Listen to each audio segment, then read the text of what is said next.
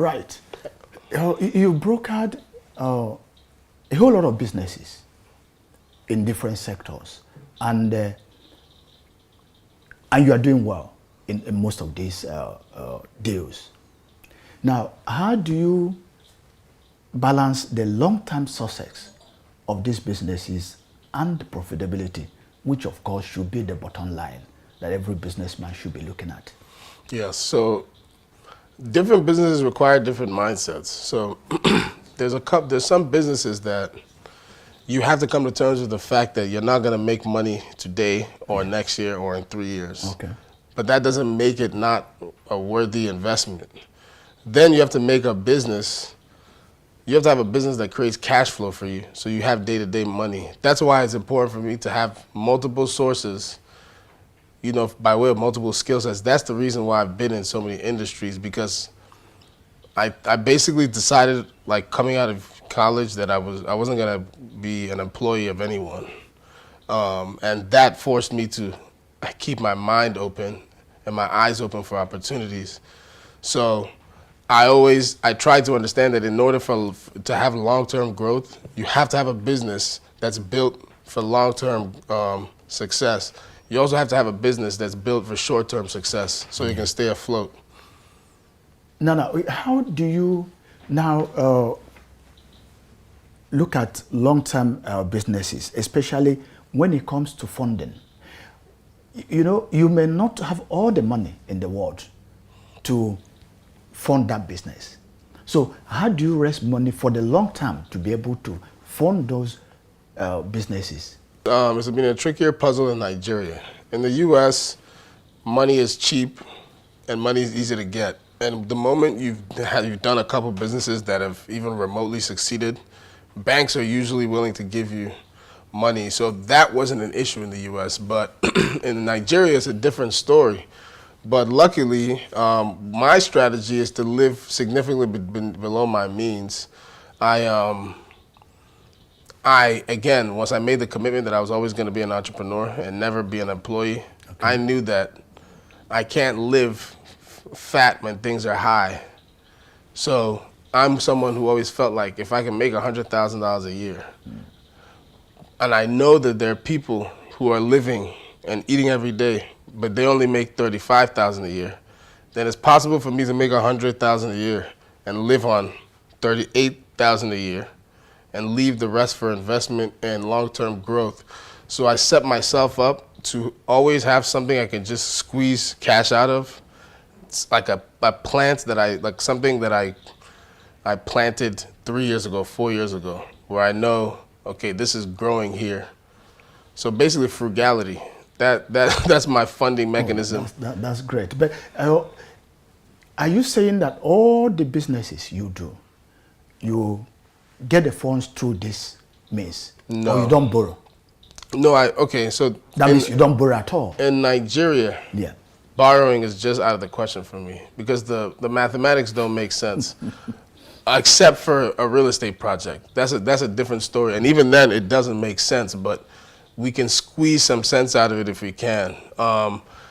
What I was able to do is, this is what I'm a big believer in the return home to Nigeria, but I always tell people, secure yourself there. The U.S. is a place where they have a economic system and an economic pool that can allow you to earn some good money. Yeah.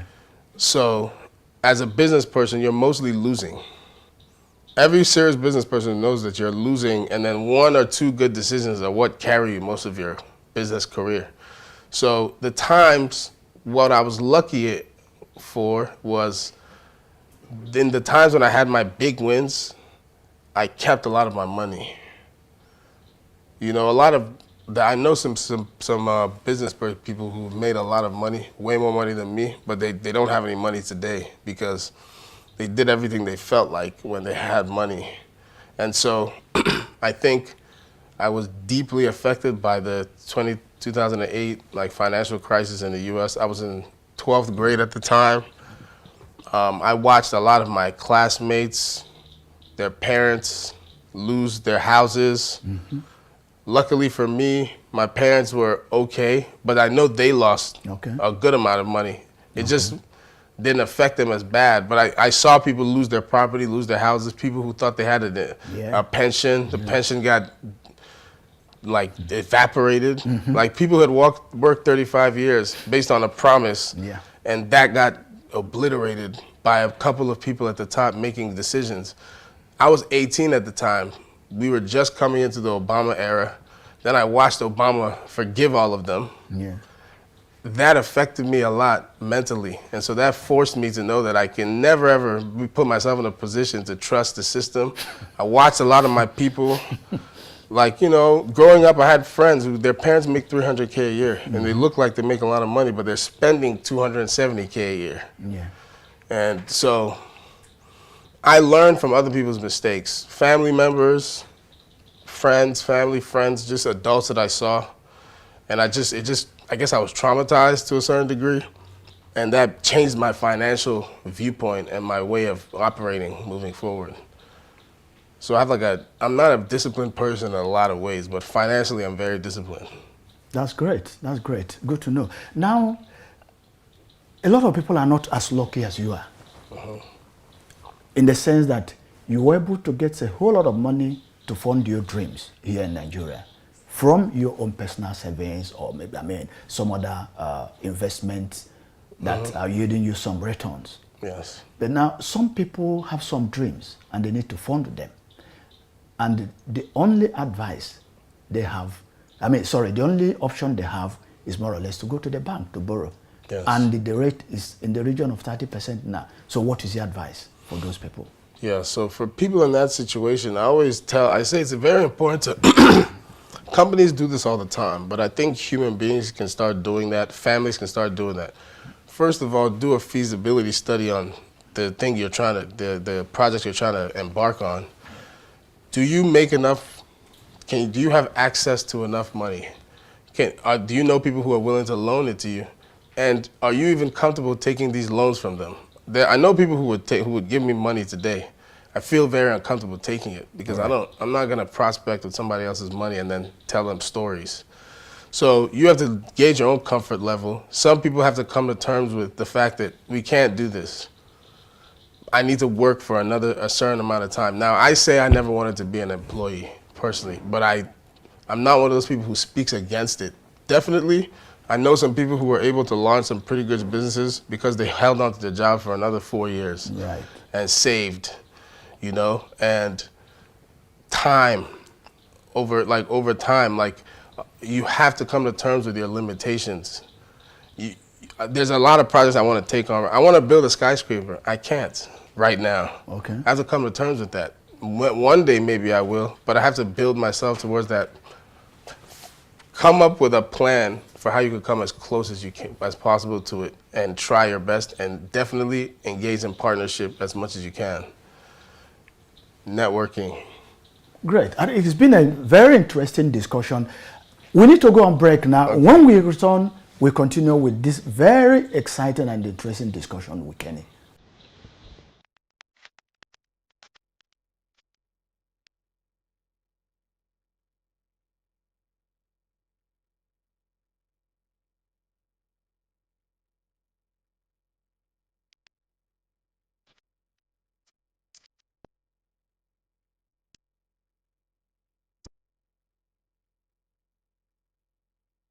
Eloquence focuses attention on the message and the audience.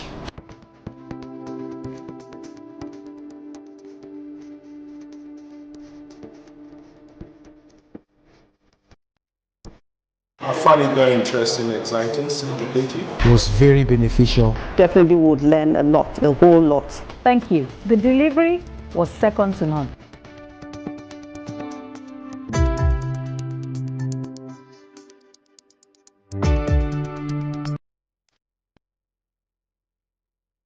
Speak with power. Speak with power. Speak with power.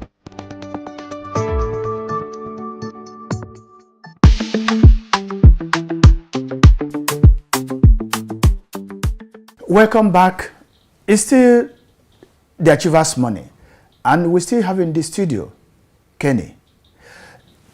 Kenny, it's been an interesting discussion. Definitely. And let's continue. Yes. Now, it does appear you have a way of spotting where the money is.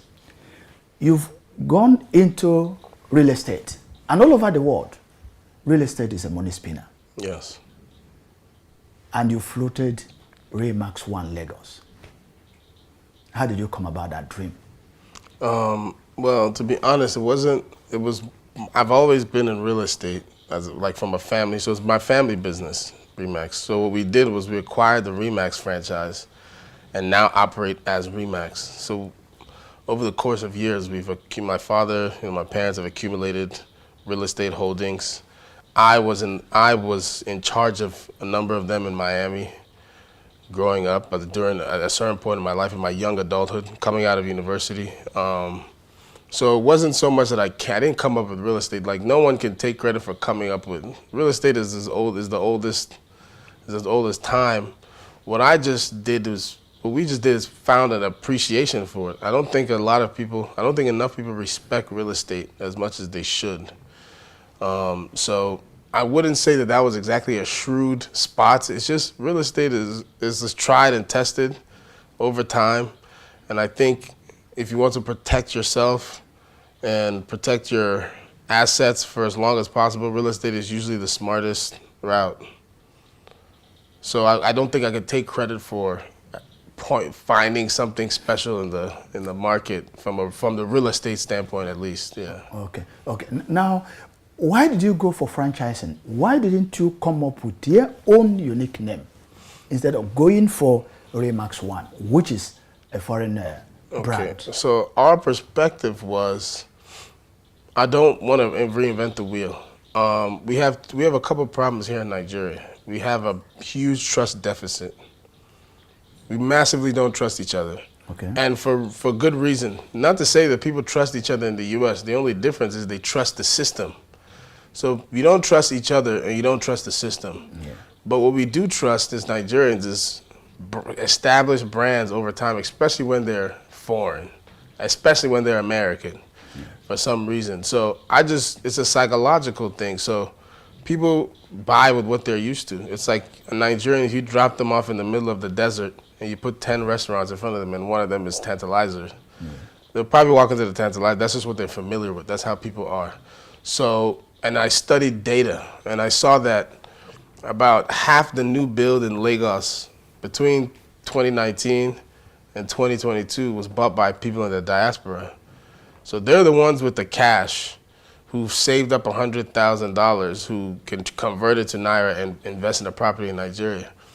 And I figured it made more sense. Like, actually, my mom brought the idea to me and, I thought about it and I completely agreed. I looked at it like, okay, so if I can sell real estate using a brand that they already know and trust, and then they feel like there's some type of accountability, they feel like they believe that I have a great interest in not defrauding them or engaging in any kind of, untrustworthy behavior, they'll be more likely to buy with us. And they're the ones buying at the largest rate. And then also the Nigerians in Nigeria who are HNIs, who have the money to buy these properties, a lot of them are also aware of Remax from their travels and whatnot. So it just made more sense rather than reinvesting the wheel and then spending millions on establishing trust in your brand. Okay. I just figured just pay someone who's already done the hard work of establishing a brand and making it trustworthy and then use their brand. Okay. Does it mean that your target is Nigerians in the diaspora, not really Nigerians in Nigeria? No, my target is not Nigerians in Nigeria. It just so happens that Nigerians in the diaspora are buying at a rate that allows you to keep your lights on to then launch yourself to sell to the Nigerians. Because you can bring Nigerians up to speed on the brand, but who you really want to impress and target at first are the people with the money right now to keep your business afloat long enough for you to make a profit, to then market the brand to the Nigerians and then make that a Nigerian. So it's very much Remax has a great interest in having a established brand in the largest black nation in the world with the country with the largest number of people under the age of 18 in Africa. You know, so that's a huge group of people, future homeowners, future adults, future renters. You want to trap them, you want to catch them, but first you need those HNIs and those diaspora people to keep you afloat and keep your bills paid and keep your lights on. From all indications, actually, you know so much about the Nigerian real estate market. What is your position, or what's your take on the Nigerian real estate market? Is it growing at the rate it's supposed to grow? Or are there impediments, if it is not growing at the rate it's supposed to grow? Are there impediments, things that are not making it to grow at the rate it's supposed to grow? It's it's kind of a half and half answer. So it's growing at a good rate. The amount of units that the average Nigerian could even afford is not growing at a good rate. So what that means is we have a lot of real estate that's unoccupied.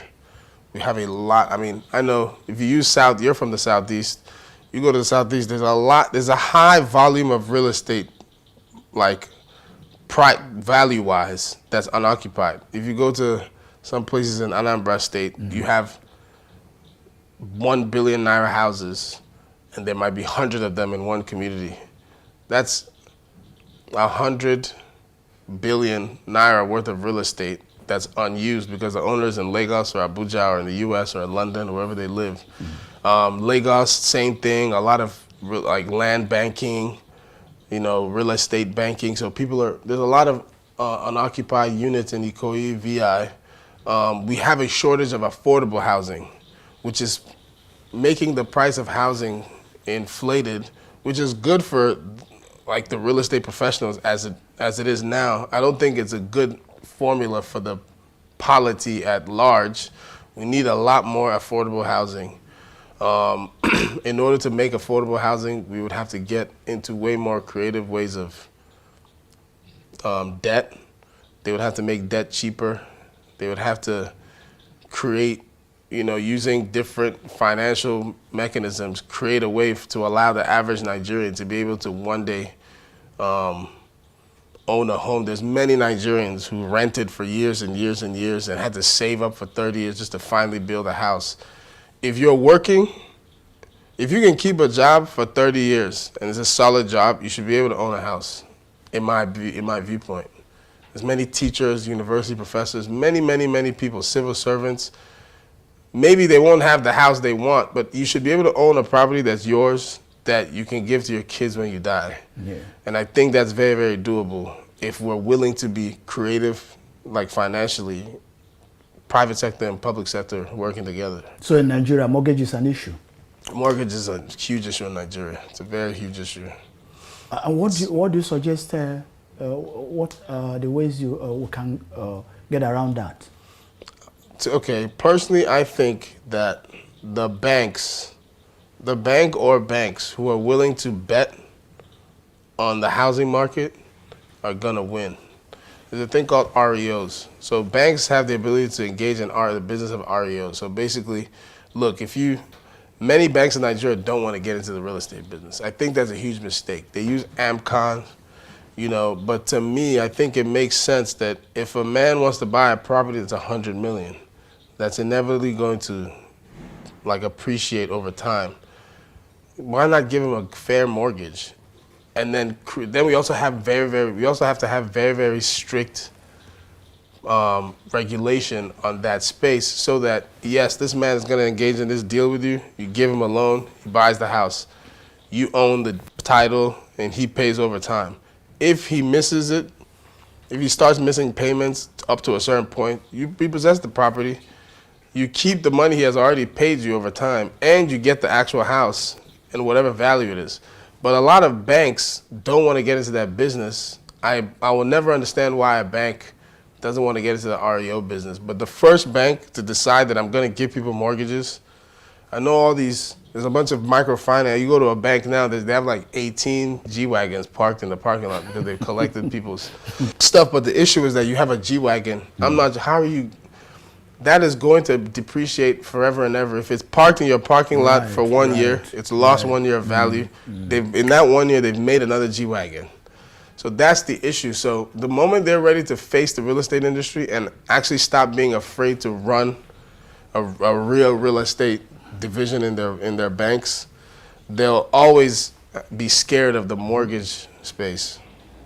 Okay, now the next issue I would like you to discuss is entrepreneurship. When should entrepreneurs exit if they are struggling with a particular business? Okay, that's also an ethical question to me as well, because I'm like an entrepreneur, and I personally think you have an ethical duty to, like, for example, if I start a business, I have a bunch of people, I told them to come work for me, we're gonna grow this thing, blah, blah, blah. I've told them all. If the thing starts going bad, I have an ethical duty to make sure I make it work for the sake of a lot of these people. Some people have given up one job to take the job with me, a job that they could have built their future with. So I think ethically, you should definitely try your best to see it through. So I think it very much matters what the reason for exiting is. If you're exiting because you're at your own limit and there's a company or a business that has way more tools and leverage that can make that company bigger, for example, I think you have a duty to, you have a fiduciary duty to your investors, to yourself. You can make some good money, and a lot of your employees can become part of a larger organization that could take them places they couldn't be, or some of them can take a payout as, original founders. So I think that if you can come out without damaging too many people's lives, get out of it as fast as you can. If you're getting out because it's not working at all, right. If you're getting out because it's not working but it can work, you're just not the person who can take it to where it's supposed to go. Then there's also taking on partners. You don't have to exit. There's also taking on partners. Maybe you don't own majority stake anymore, but you can certainly, there's many ways to cut that cake when it comes to fixing a bad business. Now, this is very different from if the business is not working and realistically can't work. That's a different story. But if it's a business that can work and it's just not working under you, maybe take on some partners. Right. Kenny, one last question, and it's about the youths. Yes. Many of them have this entrepreneurial fire burning in them. They want to start their own businesses. Some are also there trying to make money very quickly. Yes. What is your advice for the Nigerian youths? Those who want to start their own businesses, how do they go about it? What are the right steps that they must take? Okay, so one of the things I always tell young people is be very self-aware. Self-awareness is one of the most important traits because it allows you to know who you are, audit yourself accurately, audit your surroundings.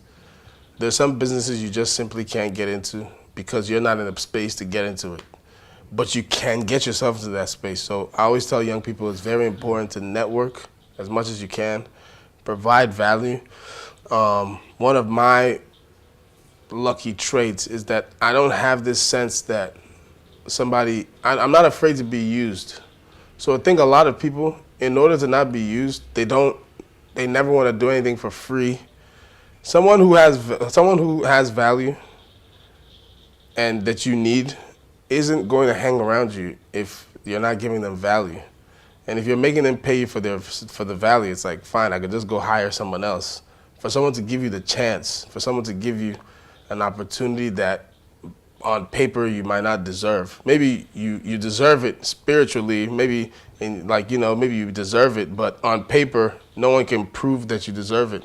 For someone to believe in you and give you those kinds of chances, you have to, one, be willing to provide value without asking for anything in return. That's something that I've always done. And network, take advantage of the people around you and find ways to give them value and grow. That's how you get into rooms. That's how you get opportunities. The reason why you're even allowed to be here is because someone is benefiting from you being there. If you work really hard to not allow people to benefit from you, you'll get you'll get the kind of outcomes that comes with that. I see a lot of young people. I know in Nigeria they use this one. They won't use my head, and I'm like, you probably should let them. That's what's going to allow them to bring you around, call you when this is happening. It will come around because you're valuable. Then that's how you network and leverage your network and all those things and take advantage of it for the short and long term. And be honest. If it's fast money, question it. Some fast money is real and pure. Sometimes, if you're lucky, once in 100 times, there's fast money that's real and pure. But more than likely, it's not real and it's not pure. Try to avoid it if you can. Be honest. And I know it sounds cliche, but that matters a lot to people. Even thieves want you to be honest, you know? So I think it matters, like, you know, just work on yourself a lot. Make money, try to make money as much as you can in different ways. Don't have too much pride. Don't think there's anything that's above you, that's below you. And at the same time, don't think anything is above you. You know, have audacity, but with guardrails. You know, these are things I would tell young people. I see this every day. I see a lot of young people who could squeeze more juice out of the orange of life, but they don't due to certain maybe character flaws, not believing themselves, believing too much in themselves, you know, all these different things. So definitely audit yourself, be very self-aware, and work on yourself constantly. That's what I would say, tell to the youth. That's straight from the expert. These are things you may not be able to learn in a business school, but we got all of them here from Achievers Money. Thank you very much, Kenny. You're welcome, sir. Bye-bye, viewers. See you next time.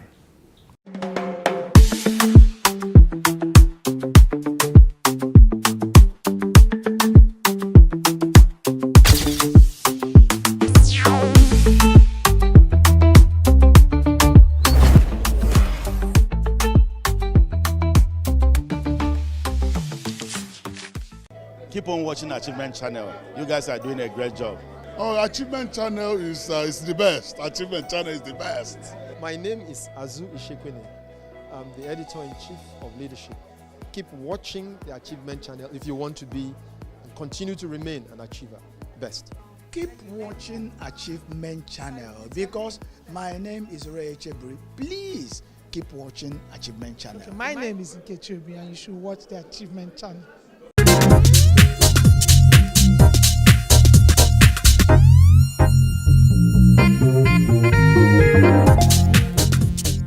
Hello, Lagos. I am Oyinpriye Krumale, and this is Achievement Channel. Today we are out in the bustling commercial district here in Lagos to talk about a skill we all use daily, whether we realize it or not, and that is communication. From the boardroom to the busy marketplace, public speaking shapes how we interact with one another, how we carry out business transactions, and how we connect between one person to the other, whether we realize it or not. I am out here in the bustling city of Lagos to field questions from everyday Lagosians on how they utilize the instruments of public speaking to get their jobs done on a daily basis.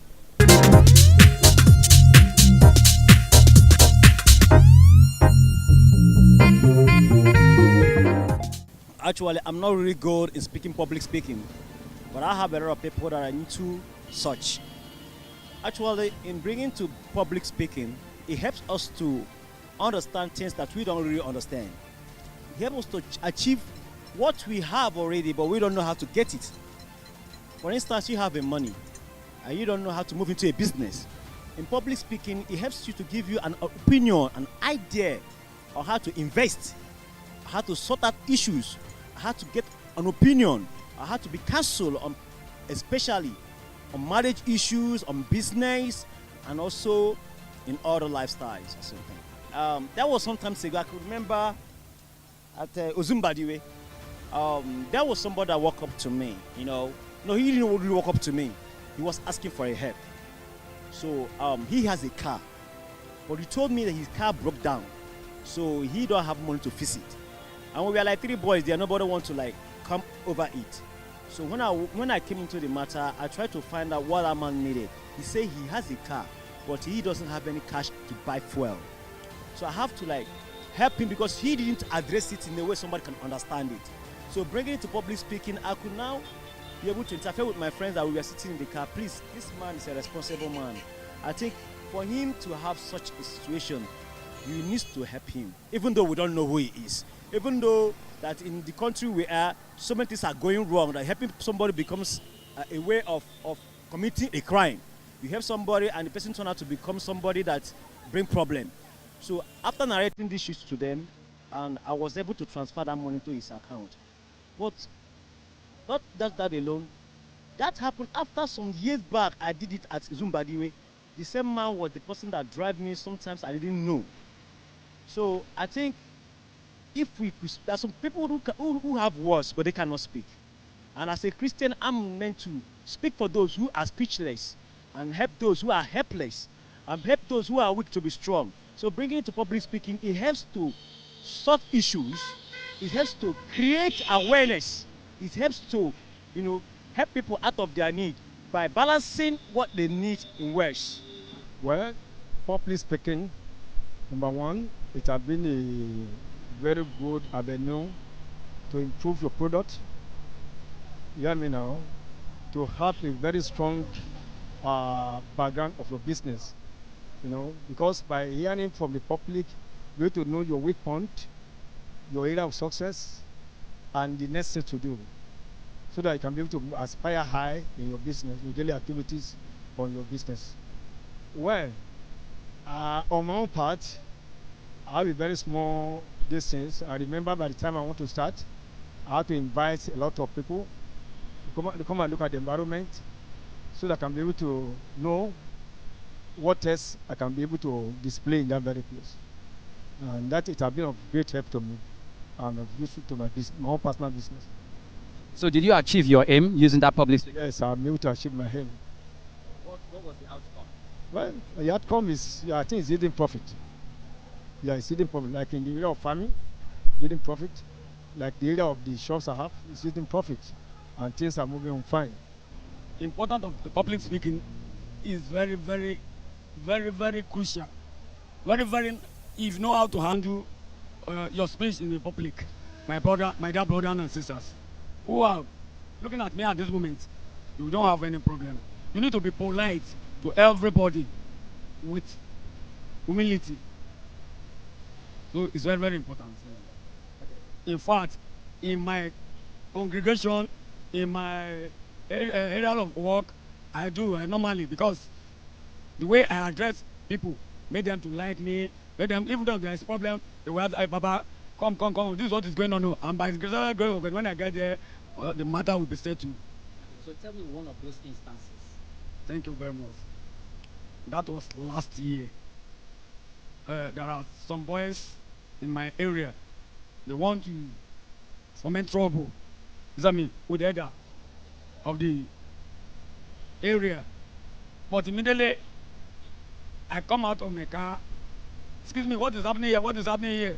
Say, Baba, come and tell me what is going on. All these headers are doing. Excuse me, people, like, wait.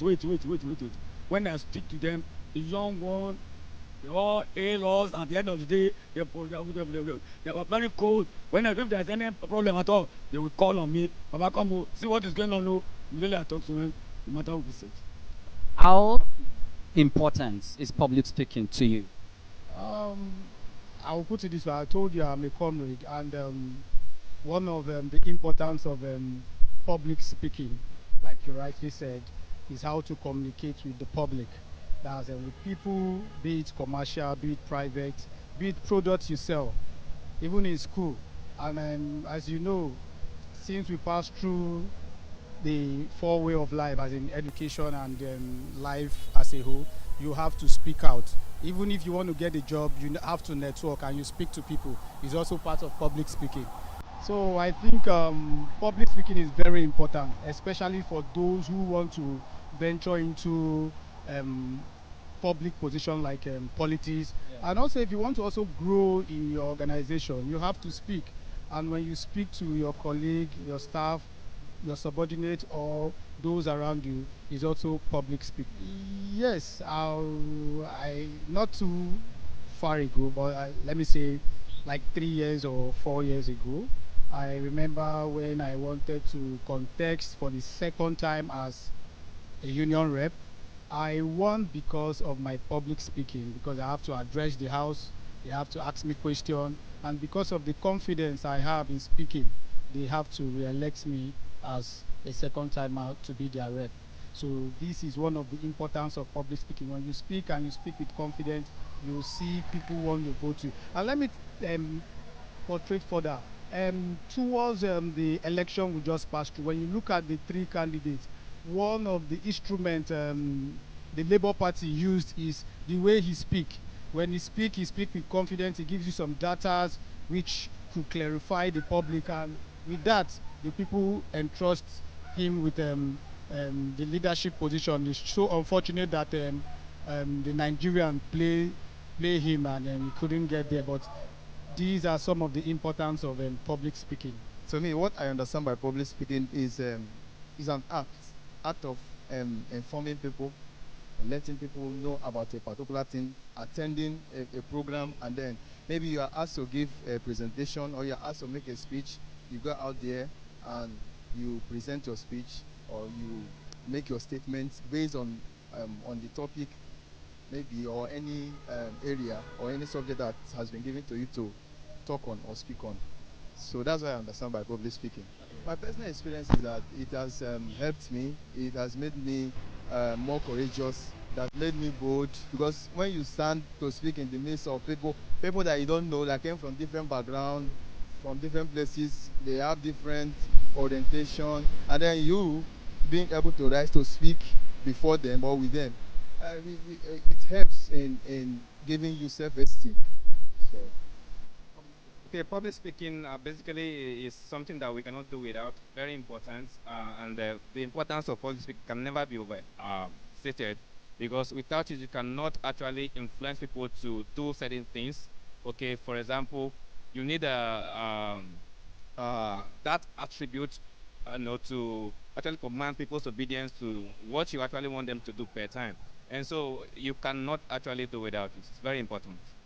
Very well, a lot of them, but I think I'm going to go with this one. When I was in my 100 level year one in the university, there was this issue we had. We had actually paid for a particular thing, our ID card, and at a certain point, the cost rep came again and said we are asked to pay again, and then I told them, no, we cannot pay twice.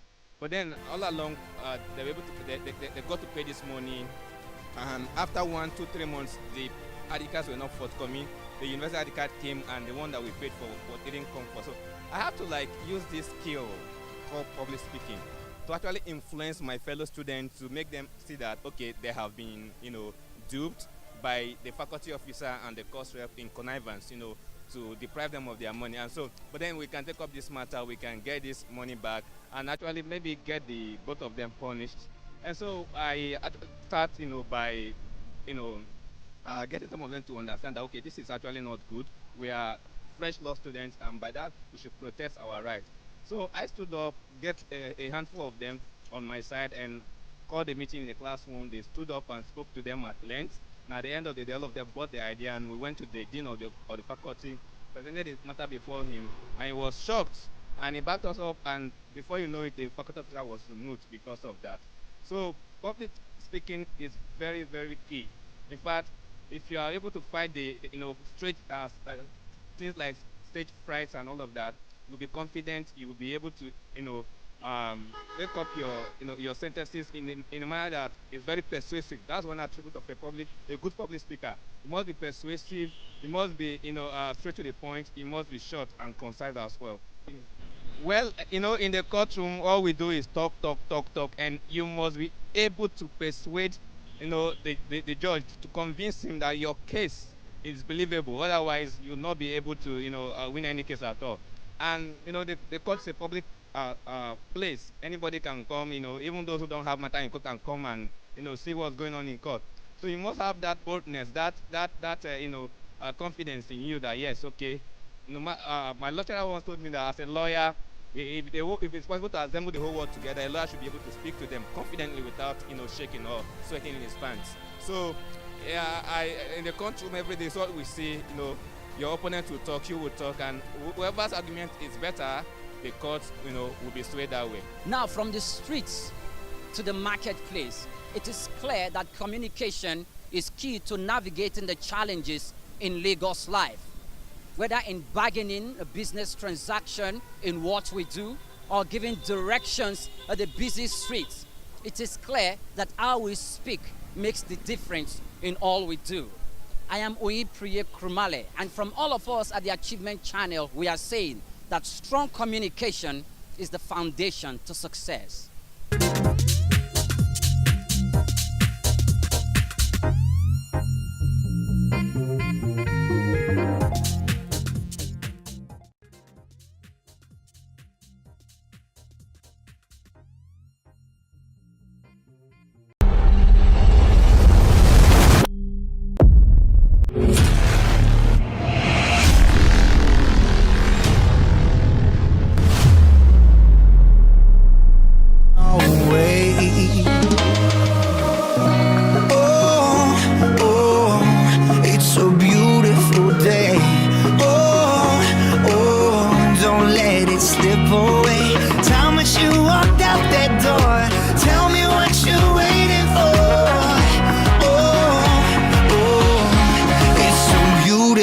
Day. It's a beautiful day. Oh yeah, I know it's gonna be day.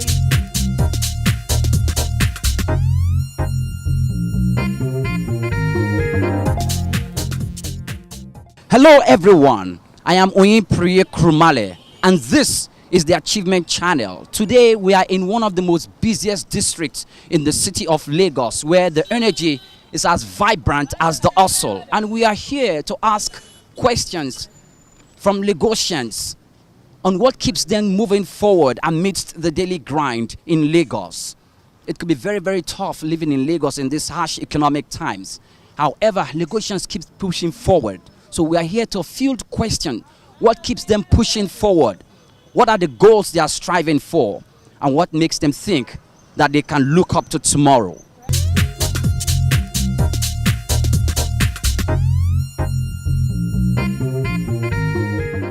Okay, so for me, it's the success. I want to be successful. I want to live the life that I want. The life that I want to take care of my parents, my family. I just want to be there for them. And that's what success is for me, actually. It's not about the cars, it's not about the houses or whatnot. I just want to live comfortable. I want to be able to help people. That's it for me. Okay.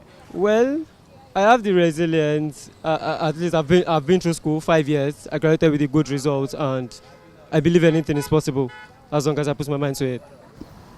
Basically, it's just family. So why I said family is because I know what my parents have been through to get me to where I am, and I also know where I'm coming from. So waking up in the morning, the first thing that comes to my head is how my papa and my mama go take their life now, waiting they go chop, all those kind of things. Yeah.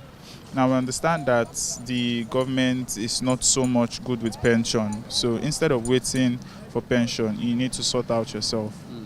And this my parents that I'm talking about, they are old, so that's one thing that pushes me. Also, I don't want to starve. Yeah, so if I don't stand up to work, nobody's going to give me free money. You hardly see someone that sends a guy free money without something in return, but that's how life is. Yeah. Why I mention guys is because I know some of my female friends that they can just enter anybody's DM now, voila. Guy, Alpha, I never chop, or what's up, and you see someone sending like 5K or 10K or something. But make me follow my normal guy reason, guy, Alpha. You feel sort me like, man, guy, everywhere dry. That's basically what you hear, yeah. So that's it. All right. And begging is really not my thing. So instead of me begging, I think I'd rather just make money with the little way I can. So basically, that's what keeps me going, not to beg, to eat. My goal in life right now is to just be one thing, to be the first and the only possible surviving sweetheart to my wife. That's when I get married. To be an amazing husband as well to her. To be the best father to my children.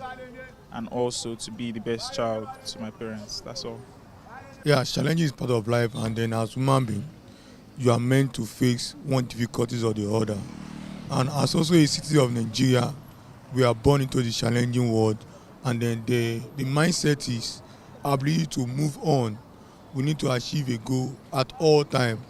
For you waking up is an opportunity to also fight the more so that you can attain your desire.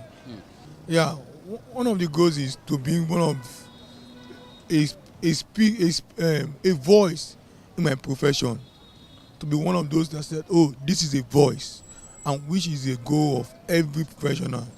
And even in life, to be a responsible individual to himself and to the community and to the nation, and also to be a voice in the nation among many people. That is the goal.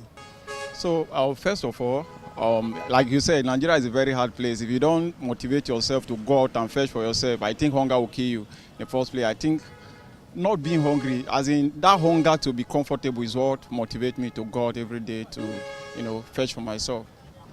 Me, first of all, I'm a fashionista. You can see me with my measuring tape. It's very, very obvious. Yeah, so I think my aim presently is just to be well known, like people like Yomi and maybe some of those high fashion standard guys. I want to reach that level too as well. So things are what I want to achieve at the moment. That's my aim. Okay. Do you think you can achieve those in Lagos, and what makes you think so? Yeah, actually, Lagos is basically where you can achieve that easily, because here you have people that have value for what you do. As long as you can give them, as in what you really think you can do. There are people that are ready to pay for the value, for what you can offer. So I think Lagos is the best place you can actually achieve. It's inspiring to see how much determination keeps Lagosians going in the face of the myriad of challenges they face in their daily lives. From success to family life and to personal growth, everyone has got a reason to keep pushing forward. I am Oyin Priye Krumale, and from all of us at the Achievement Channel, we are saying, whatever your motivation is, hold tightly to it as you can, because that is the reason why you keep waking up every day and keep pushing forward.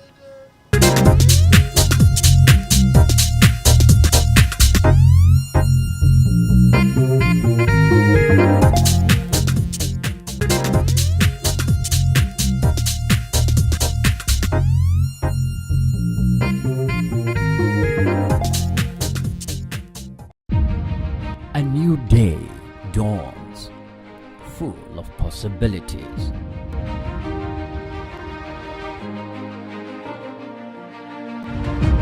Take the first step towards your dreams. Empower your mind with positive thoughts. Achieve more. Make a difference in someone's life today.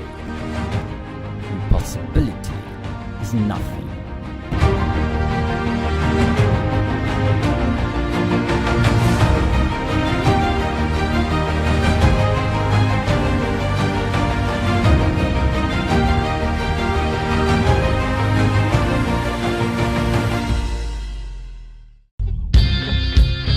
Mr. Motivator, Mr. Motivator, Mr. Motivator, Mr. Motivator Minute. Mr. Motivator, Mr. Motivator, Mr. Motivator Minute. Mr. Motivator, the challenge to perform. Every morning we're told in Africa that the gazelle wakes up with a clear determination that it must run faster than the fastest lion in order not to be eaten alive. Every morning we're told that the lions also wake up determined to run faster than the slowest gazelle, otherwise they will starve. Well, there's a moral to this anecdote. It is simply this, that it doesn't matter whether you're the lion or the gazelle. What truly matters is that when morning comes, you had better get up and get going. It's the dawn of a brand new day, and I'm here to ask you, what do you want to achieve today? Where do you want to go with your life, with your goals, with your aspirations? What sort of difference are you seeking to make in whatever it is you've chosen for yourself to do? My job is to challenge you to perform. My job is to inspire you, to energize you, and to bring to you all of the resources that you will need so that you can indeed say to yourself that, yes, I had this morning with Mr. Motivator. Mr. Motivator. Mr. Motivator. Mr. Motivator. Walt Disney, the founder of Disneyland, once said that all our dreams can come true if we have the courage to pursue them. We're going to be discussing what I consider my favorite subject matter. It is the subject matter of dreams. The subject matter of setting goals for yourself, of aspiring to achieve the impossible. Most times, what we think is impossible is actually something waiting to be done by someone else.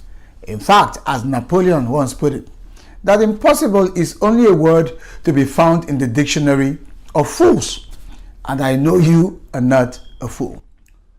So when we talk about dreams, what are the 4 major things that you need to know in order to live a successful life driven by the power of dreams?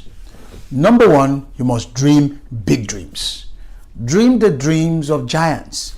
Dream a dream that might look so impossible at the outset, but you need a dream to be so big so as to enable it to challenge you, to inspire you. It's always very important to realize that you were not made for small things. As a matter of fact, every one of us is made to do something big at one point in time or the other in our lives. So dream a dream that stimulates you, that excites you every morning to want to get up and go. That's the first principle. Number 2, you must draft the dream. Put it down in writing. Maybe you need to sculpt it, paint it. In whichever way you can, put it out there. Make it tangible so that people can see and relate to it. And number 3, you must declare your dreams.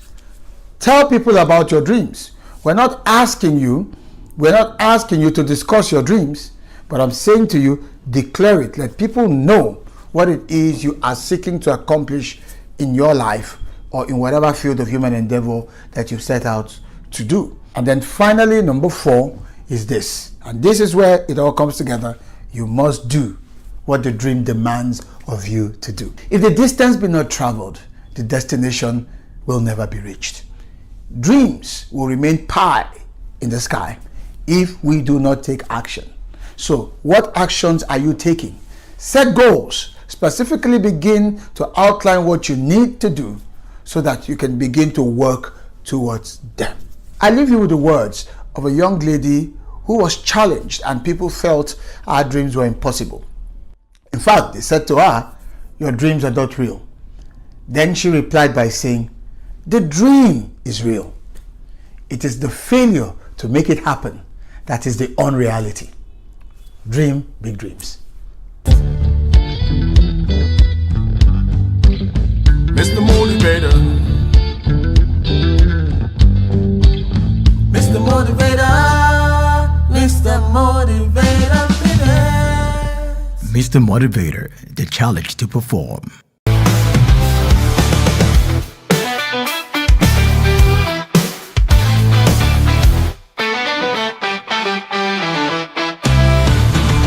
Welcome to Achievement News on the Achievement Channel, your daily source of positivity in communication, where we don't just report the news, we celebrate achievements, inspire action, and empower you to reach your full potential. We're broadcasting live from our studios at the School of Eloquence in Lagos. Today, we have a packed show highlighting the diverse range of impactful events we've covered here on Achievement Channel, showcasing empowerment through skills, development, leadership, and national vision.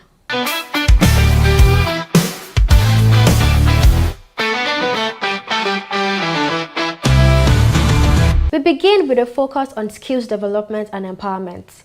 the CVL Employment Trust Fund recently held an event showcasing its commitment to equipping individuals with valuable skills. The event featured training classes in 3 key areas: electrical installation, digital marketing, and catering. A notable aspect of the electrical installation class was the presence of a determined young woman demonstrating a passion for breaking gender stereotypes in traditionally male-dominated fields. Our news team spoke with several students who shared powerful testimonies about how this initiative is transforming their lives and creating new opportunities. What I want to say to LSCTF, CVL and KTI is that you have really done well. Thank you for bringing up this opportunity for youths that are not empowered. We thank you and we hope that you continue to do this great job for more of our youths out there. So far in the journey, I've really learned a lot, starting from learning about the SEO, moving to email marketing, down to content marketing. And so far here in CVL, LSCTF and KTI, they have impacted me with soft skill and hard skill. And also I have learned a lot of things that I did not even think I was even going to learn. I want to use this opportunity to say thank you to King's Trust International. I want to say thank you to Lagos State Employment Trust Fund. I want to say thank you to Center for Value in Leadership. And I want to use this opportunity to say to every young mind out there, this is the program you need to step up and become who you want to become. In the realm of leadership, the CEO Summit 2025 took center stage. The 2-day summit themed Future Ready Leadership provided a platform for critical discussions on navigating the complexities of modern leadership. The summit commenced with a virtual session on Wednesday, April 2nd, featuring renowned thought leader like Professor Pat Utomi, who offered valuable insights into the qualities and strategies essential for effective leadership in the years to come. The in-person session on April 3rd, held at the 4 Points by Sheraton, Victoria Island, Lagos, featured prominent speakers who addressed key aspects of leadership. Mr. Rume Daniels delivered an impactful presentation on the CEO as a catalyst for societal and organizational growth, emphasizing the crucial role of business leaders in driving positive change. This was followed by Mr. Victor Gbenga Afolabi's address on innovating for sustainability. The CEO as a catalyst for societal and organizational growth, emphasizing the crucial role of business leaders in driving positive change. This was followed by Mr. Victor Gbenga Afolabi's address on innovating for sustainability, included with an engaging question and answer segment, fostering a dynamic exchange between speakers and attendees. We've heard it over and over. To do the same thing and expect a different result is the definition of insanity, right? Yeah. So why are some MDs afraid to call the shots? Yes, we've seen extreme cases where some MDs are actually trigger happy to fire at will. But we have some very, very calm, empathetic bosses. And it's such an honor to have those bosses. I'm telling you, painfully some people take those kind of bosses for granted. Bosses who will not fire at will. Bosses who will temper, justice with the message. In your opinion, do you think true leaders are born or could they be taught? I think leaders are made. The environment, the people you meet, and the influences on your life determines. Everybody is born blank, so it's not like a talent. It's learned. So, do you think leaders are born or can they grow into the role of leadership? I think my take to it will be two-pronged. Leaders can be born and some can also grow into it. Okay, do you think true leadership is inborn or do you think it can be taught? I think that true leadership can be taught. There isn't any kind of nurturing that you require that you cannot get. The idea, however, is to be able to get the correct people to teach it and for you to be able to imbibe it and impact it on others. Now let's dive deeper into the Bullion Lecture 2025. This year's event, a hallmark of intellectual discourse on economic development, was themed Architecting the Energy Sector for Nigeria's 1 trillion economy vision. The event commenced with the arrival of guests, followed by formal introductions. The proceedings began with the national anthem, setting a tone of national significance. Mr. NSA BMFR, Chairman of the Board of Trustees of the Center for Financial Journalism, delivered a welcome address emphasizing the importance of the lecture's theme. Mrs. Tolulokpe Longe, National President of Women in Energy, Oil and Gas, and Chairman of the Bullion Lecture 2025, provided opening remarks, setting the stage for the day's discussions. A special guest of honor, Chief Adebayo Adelabo, the Minister of Power, also offered remarks highlighting the government's perspective on the energy sector. The guest lecturer, Professor Bat Naji, founder and Chief Executive Officer of Geometric Power Limited and former Minister of Power, was introduced by the Master of Ceremonies, Sir Azu Arinze, publisher of Yes International. Professor Naji then delivered a comprehensive lecture on architecting the energy sector for Nigeria's 1 trillion economy vision, providing in-depth analysis and recommendations. A panel discussion followed, featuring Dr. Ogo Okiti, CEO of Think Business Africa and convener of the Africa Business Convention, and Mr. Victor Okoronkwo, Group Managing Director of ITO Eastern Exploration and Production Company Limited. The panelists offered diverse perspectives on the challenges and opportunities within Nigeria's energy sector. The event also featured a question and answer session, allowing for audience engagement. The lecture concluded with the presentation of plaques to the resource persons, acknowledging their valuable contributions. Mr. Ray Echebiri, CEO of the Center for Financial Journalism, delivered the vote of thanks. The national anthem was then played, and guests were invited to a refreshment session. We also celebrated outstanding achievements at the 2024 Vanguard Personality of the Year Award. The evening was a celebration of excellence, recognizing individuals who have made extraordinary contributions to society. The event began with the arrival of guests and the observance of introductions and protocols. The national anthem set a dignified tone for the evening. The editor of Vanguard Media delivered remarks highlighting the significance of the awards and the recipients' accomplishments. The highlight of the night was, of course, the presentation of awards. The awards were interspersed with entertainment interludes featuring performances that added to the celebratory atmosphere. The pinnacle of the evening was the presentation of the Personality of the Year and Good Governance Award, recognizing exceptional leadership and societal impacts. Mr. Adekunle Adekoya, Deputy Editor, delivered the vote of thanks, expressing gratitude to all those who celebrated to the success of the event. The evening concluded with a final entertainment performance.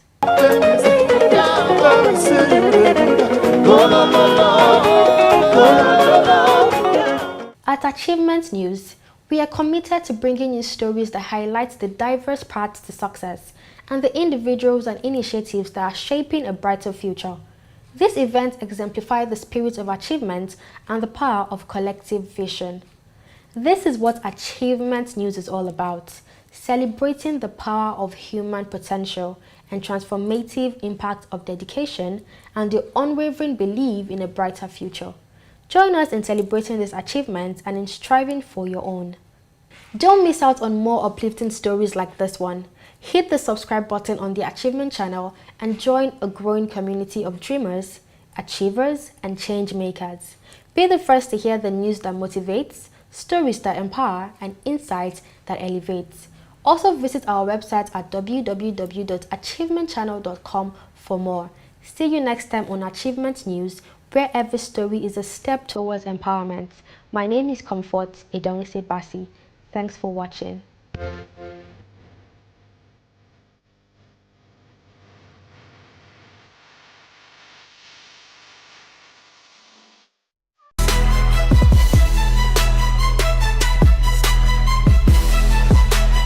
Hello and welcome to Eloquence Unleashed. This is the show where we teach you the art and science of public speaking and communication, coming to you live from Nigeria's Public Speaking and Communication Institution, the School of Eloquence. I am Christine Davis. Today, we're going to be looking at what public speaking can do for you as an individual, both personally and professionally. But before we do that, let's take a quick dive at some of the amazing moments at our trainings and events.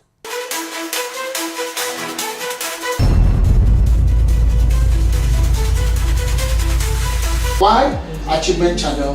Very simple, to perpetuate a can-do culture. To help people believe, know that they can do it. They can achieve something in life. With their talent, with their gift, with their potential, they can make a difference. As teachers, you are daily achieving. It doesn't have to be when we celebrate it on television. You don't have to be a celebrity. Look, there's a difference between an achiever and a celebrity. You can become a celebrity for all the wrong reasons.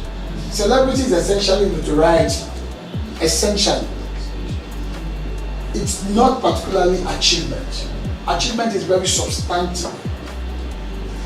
That's why sometimes you have a group of people we refer to as silent achievers. Save your energy, because when you save it, you'll be able to see that student that needs help and help. You'll be able, and that takes you to the next circle, COI, circle of influence.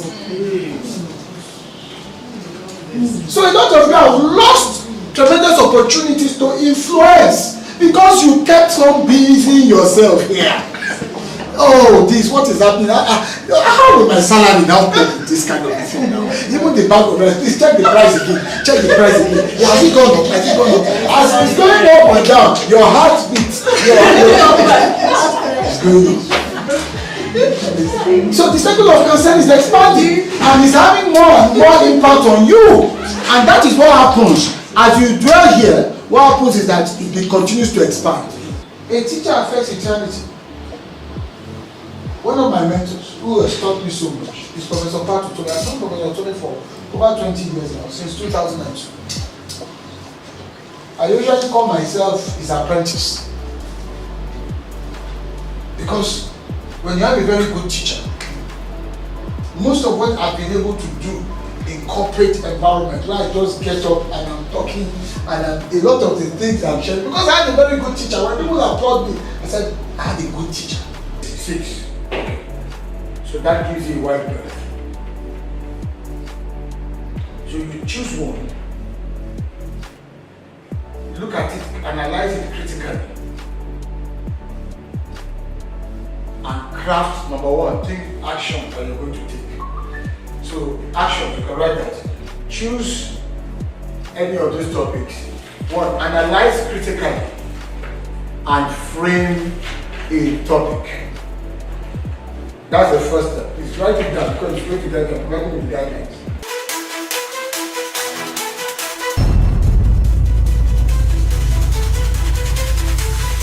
Okay, you're welcome back. This is the show Eloquence Unleashed, and I remain Christine Davis. On this segment, we're going to be talking to the Dean School of Eloquence, which is the premier training institution of public speaking and communication in Nigeria. Now, we have in our studios the Dean himself, Mr. Ubong Isian. It's such a pleasure to have you here, sir. Nice to be here, Christine. Thank you so much for coming. We're going to be looking at what impact really does public speaking and communication as a skill, what does it do to the public, personally and professionally. You've been doing this for 18 years. That's right. So in terms of impact, sir, how much impact would you say this has given the public space in Nigeria? So I'd like to look at the impact first from the standpoint of those who learn the skill and use the skill. The impact on their lives personally, the impact on their careers, and of course the impact in terms of their influence. These are the things you want to look at. I normally refer to them as the 3 R's.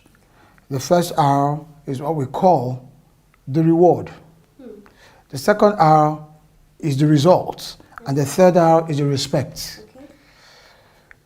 If you're a career person and you learn how to speak well in public, there are many rewards you can logically expect to get. It could impact very well in terms of your promotion, in terms of your earning more financially, and in terms of lots of other workplace-related benefits as you continue to make progress and advance in life and in your career. Those are the rewards. Then the results. When you speak well in public, you have a clear message, well articulated, and you deliver that message with eloquence. You will find that you can influence people to buy into your ideas, to change over to your position, to get a frame or a sense of your frame of mind and reason with you. You can win friends. Then you can also, in many ways, apart from persuading people, you can influence direction of things. That's the result. People can begin to move in certain directions on account of your communication. That's the impact. And then, of course, the third R, which has to do with the respect. When you speak very well, people admire you. Some begin to even look up to you. Yes. They even place you on a pedestal. You become like a role model. You become like an example. So many people respect Barack Obama today because of the way he speaks. There are many parents who want their children to grow up to speak like Barack Obama. They respect that sense of esteem and honor that comes with it. These three dimensions, reward, result, respect, are a reflection of the impact that you're talking about on both the person who is able to speak well in public, as well as the spillover effects to the audience, those who listen, what it inspires them to do, what it inspires them to think of as well, how they see the world. Most of us see the world differently today because we heard a very good speaker who was able to articulate the ideas and present the matter in a very meaningful and impactful manner. Most of us are followers of certain leaders today because of the import and the impact of their words, the ability to carry an audience, to project command, control, the ability to articulate intelligently and explain what complex ideas they carried in their minds to their audiences, making it very simple. So the power of words, being able to speak eloquently, being effective, being powerful through your oral communication is priceless and most impactful. Perhaps one of the most impactful of capabilities all through human history.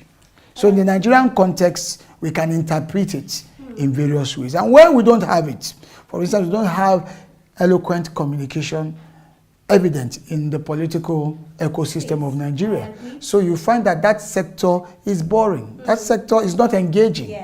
Maybe one or two politicians who stand out and you see the kind of following that such speakers amass because they are able to speak to the yearnings and aspirations of a certain group and they follow them.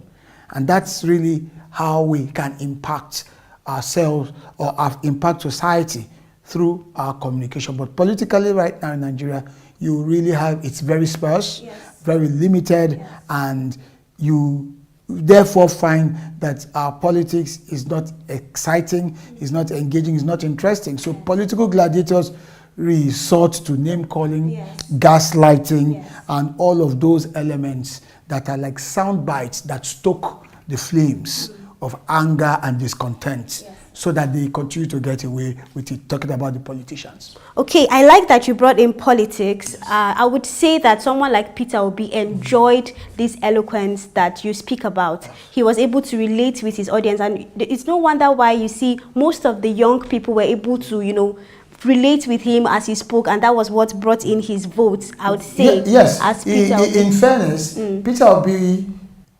scores, when you compare to, when you look at the entire political landscape, you could say that, yes, Peter Obi was able to strike a nerve by clearly having a message. It appealed to his audience. He was able to reach out to those yearnings, but he targeted a clear message, which is very important. And this is very important because we live in a society where when you are running commentaries, people can easily, because of limited perspective, begin to reason those perspectives from the standpoint of ethnicity, religion, and all that. But we're not talking the politics of Labour Party, or not the politics of Peter Obi as a person. We're talking functionally about the ability to speak in public and get the message across. Now, there are those who listened to Peter Obi and felt his voice was too thin.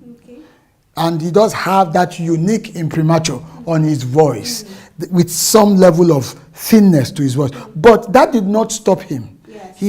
first and foremost, he had a clear sense of structure with regards to his message, and he could stand and speak for extended periods of time intelligently, and then connected especially with the young audience.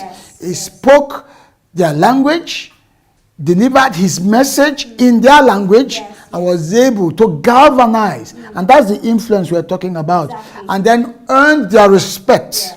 Earned their respect, which is so important, and that has continued. So you have a lot of people that are followers of the man because they heard him speak, and his message resonated with them.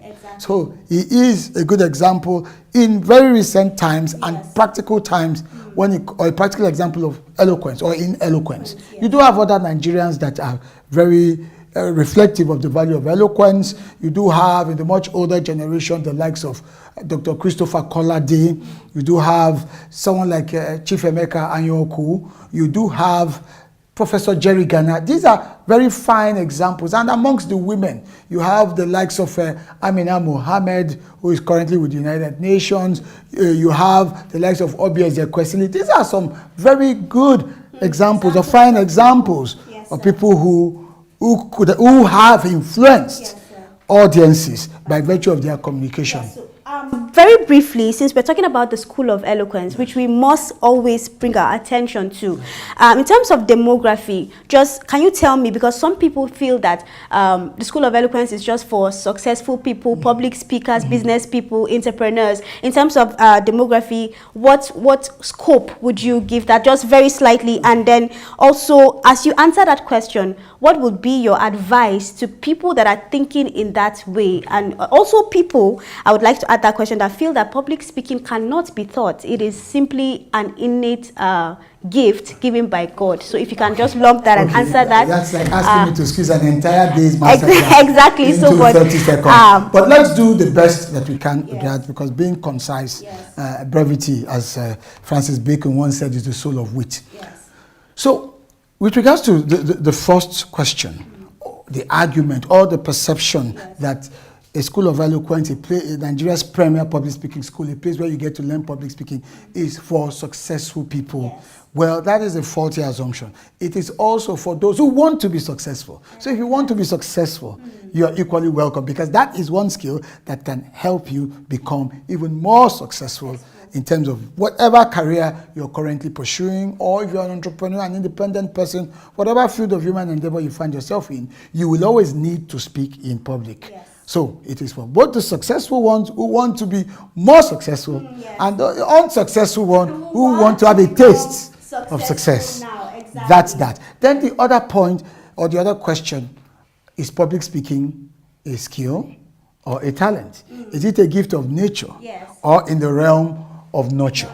Well, the answer is very simple. There are no born public speakers. Yes, great speakers are made. Yes. There are no born public speakers. There are no born ones. Great speakers are made and not born. Public speaking is a skill and can be learned. That's why you have the School of Eloquence. I love this discussion. You've heard it for yourself from the Dean of the School of Eloquence himself, Ubong Essen, popularly known as Mr. Motivator. And he's been here telling us that indeed public speakers are not born. It is a skill that can be learned, and where you can learn it and learn it very well, of course, is at the School of Eloquence here in Nigeria. I believe that all of the information that you need will be on their social media handles and, of course, their website. So it is not something that is far-fetched. You can get it. This is where we wrap up the segment, the Dean's Discourse. Make sure you join us next time, where we'll be having more profound conversations to be able to show you how and where you need public speaking and how it can really develop you as a person. We'll be right back.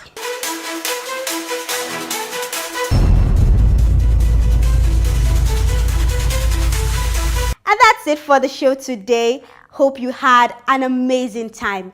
Do join us next time at Eloquence Unleashed, where we give you tips and insights on public speaking and communication from the School of Eloquence, which is the premier training institution for public speaking and communication in Nigeria. I remain Christine Davis. See you next time.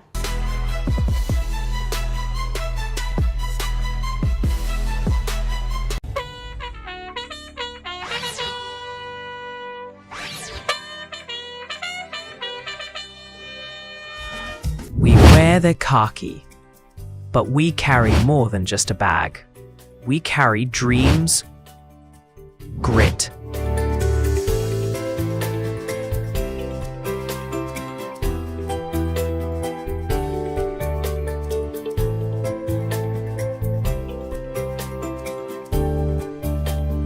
and a will to serve.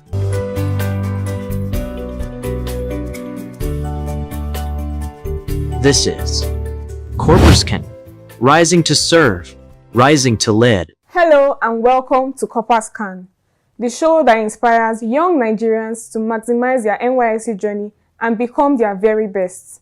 I'm your host Priscilla Anichi, and you are watching us on the Achievement Channel, Nigeria's first and only 100% motivational TV station, broadcasting from the School of Eloquence Studios here in Ikoyi, Lagos.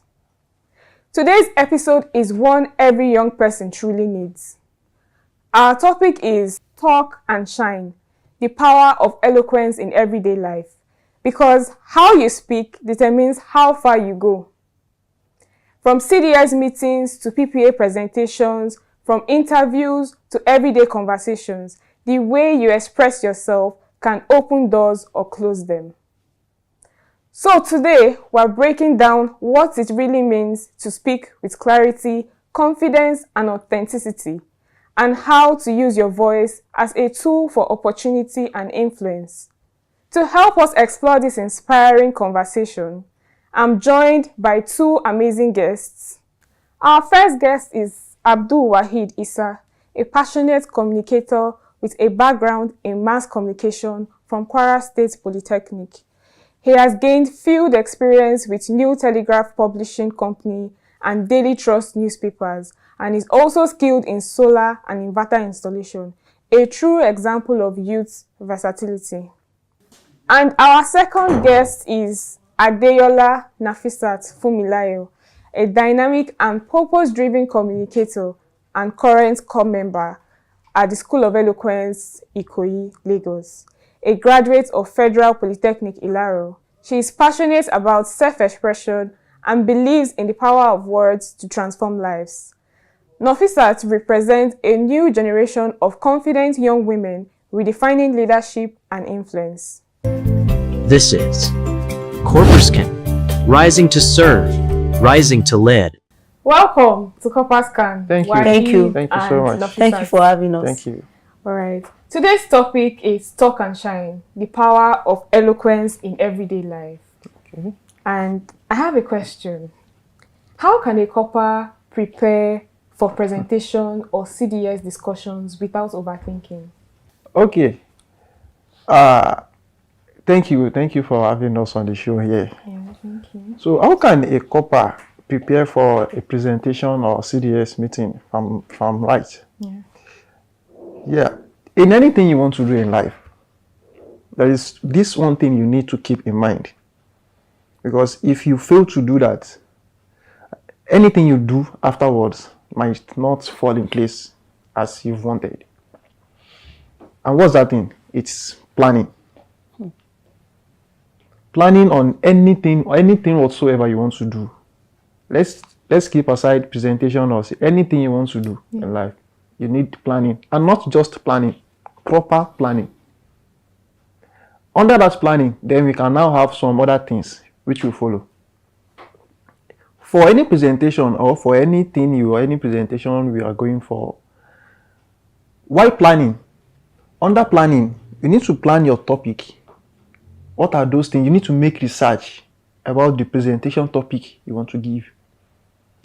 You need to make proper research. Not even a detailed one and a comprehensive one. So while planning your topic, you need to put into consideration what are your target audience, or who are your target audience? Who are they like? Are they how do I say it? Are they the mid class or the lower class or the higher class? So you'll be able to know how you'll be able to present your topics or your speech. Considering these three people, I mean the mid class, the lower class, and the higher class, I think while doing that, we should consider mostly the mid class. Because if you are able to put the mid-class into consideration, at least the higher class will be able to fit in, while the lower class also will be able to fit in. Because if you think of considering the higher class, the lower class might not be able to get the message you are trying to pass across.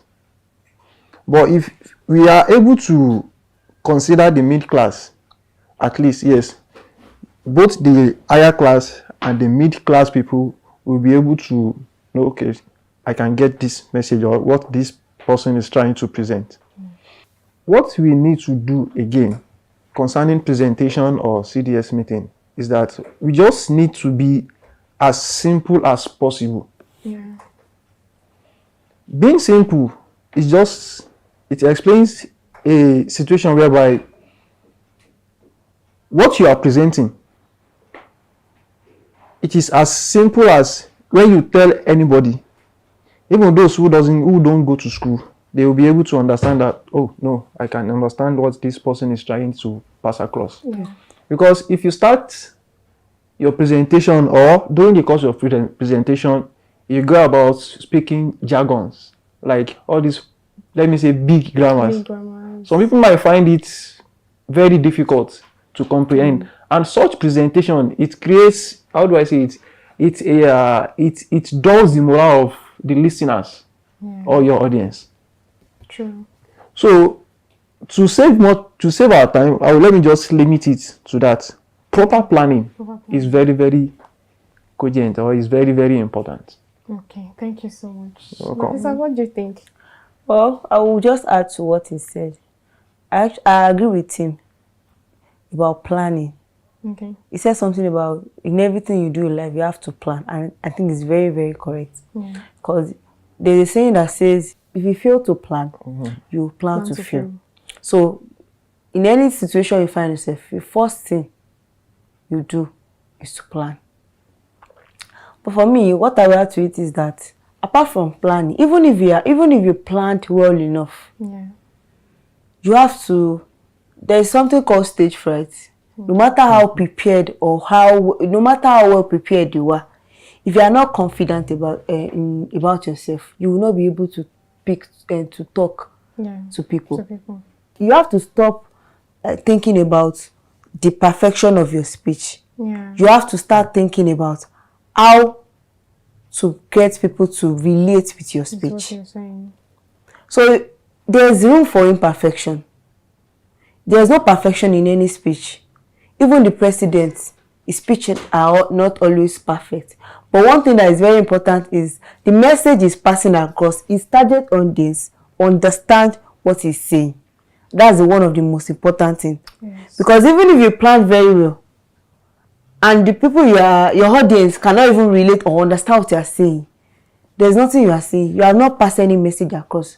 No matter how well prepared you are, you will not make any sense. And there's room for imperfection. Nobody's perfect. And the reason why a lot of people overthink it, I won't lie, I'm also an overthinker. Yeah. So if you have to remove that overthinking out of the way when you are prepared to. My own is just start. No matter how difficult it is, or just start anyhow. And one thing is that you have to be relaxed. True. If you are relaxed and you are confident in yourself, and the major thing you're after is the message you want to pass across. Trust me, once you start, you will not even know when you start flowing. And before you know it, you are done. And the next thing you are seeing is a round of applause or standing ovation after that speech. You don't have to talk too much. People just want to make sense out of what you are saying. True. They don't want all these big grammars. They just want something they can relate to. They just want to make sense out of whatever it is they are saying. Imagine having a large amount of people in a room. For example, you go for a conference, and the first speaker. That's why most conferences they used to time the speaker. You say this so person is speaking for 10 minutes. So imagine the first speaker is speaking for about 30 minutes, and it's very, very boring. Like you cannot even make sense out of it saying. You will not even be eager to listen to the next person coming. because the person that opened the floor has already spoiled everything. Like, what are they? So what you have at the back of your mind is that everybody coming up to speak is practically speaking jargons or something that is not very realistic. So one thing you have to do is that, apart from planning, be confident about yourself. Make sure what you are saying, your message you are passing, is making a lot of sense. No matter how short, even you can say something of 5 seconds. It's 5 seconds, and someone that talk for 30 minutes may not even make sense to that person that just speak for only 5 seconds. Okay. So I think that's very, very important. Yeah, thank you so much. And adding to what Wahid said, planning, I feel like you plan before you actually present. Once you like practice, like looking at the mirror, exactly, making presentations. And funny thing is that when you start presenting, you wouldn't even know when you get comfortable, and then you just flow easily. And also, most speakers, most of them still practice before they start. So it's not like, oh, yes. So I also feel like, yeah, you actually hit the nail on that. And then another thing, why do people feel nervous when speaking? And how can they manage that fear? Well, I think about being nervous. Yeah. It's just a human thing.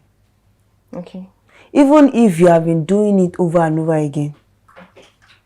If you have been seeing someone, for example, a TV anchor that you have been seeing every day on your screen, trust me, every blessed day, no matter how long that person has been doing that show or been appearing, there will still something. So not just be much compared to someone that is doing it for the first time. Yeah. You will still be nervous, and that nervous is just a human thing. Like I said earlier, you have to be very confident about yourself.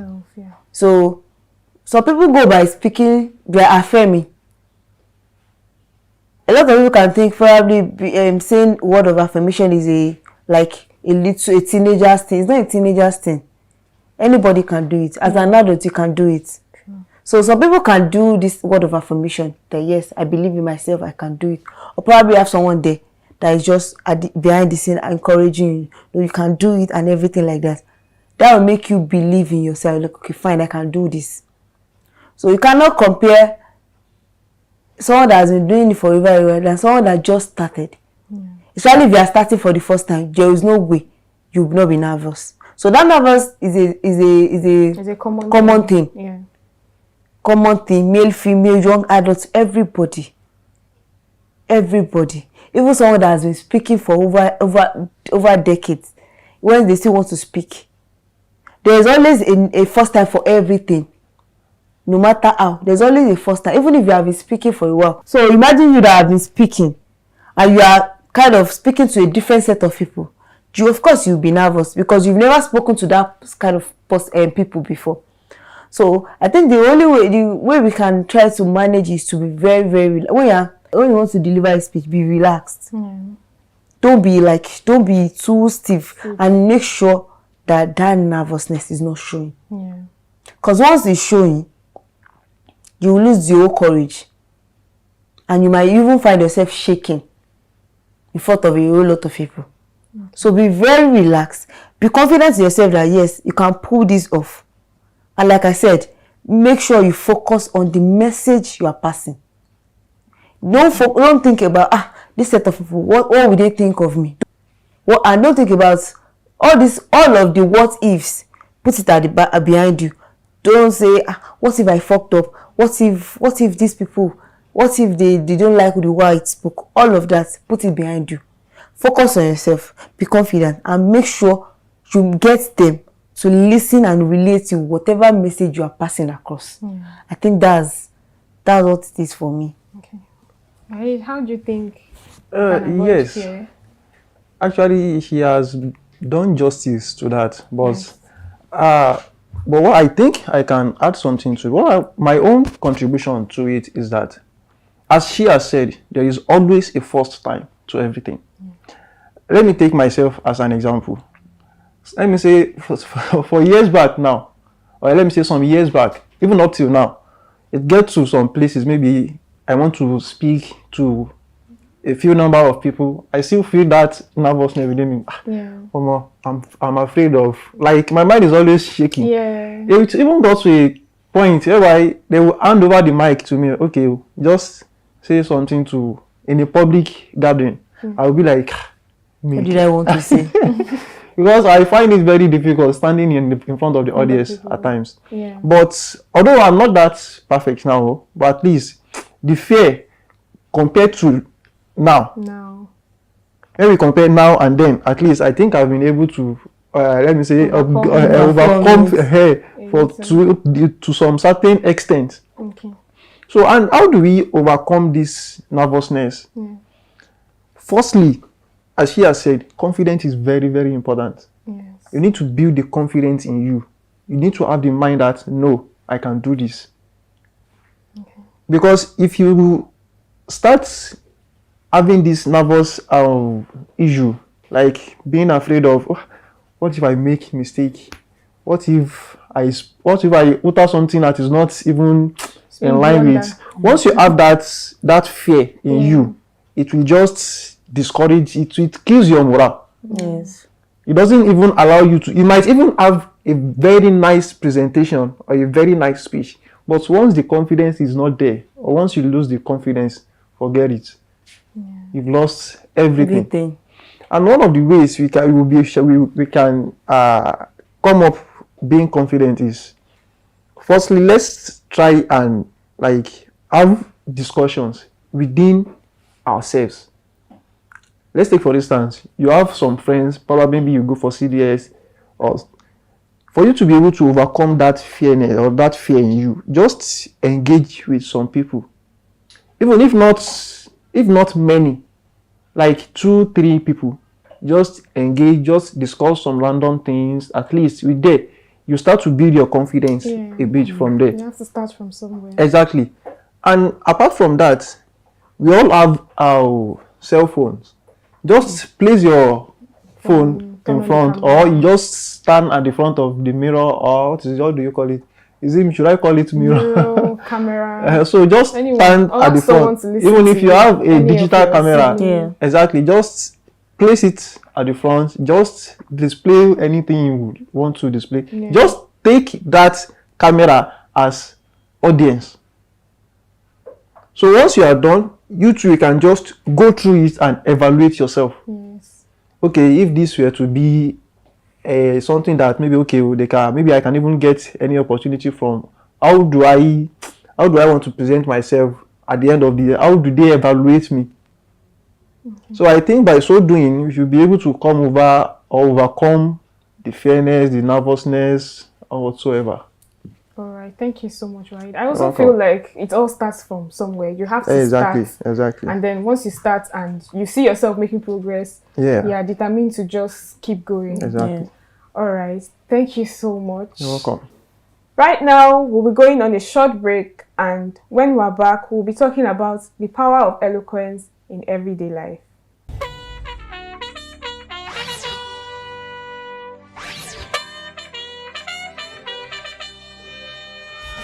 We wear the khaki, but we carry more than just a bag. We carry dreams, grit,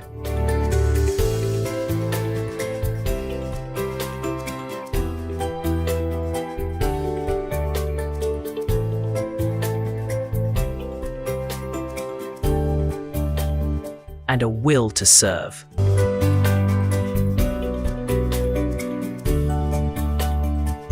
This is Corporascan, rising to serve, rising to lead.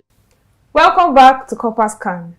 Before we went on a short break, we were talking about the power of eloquence in everyday life.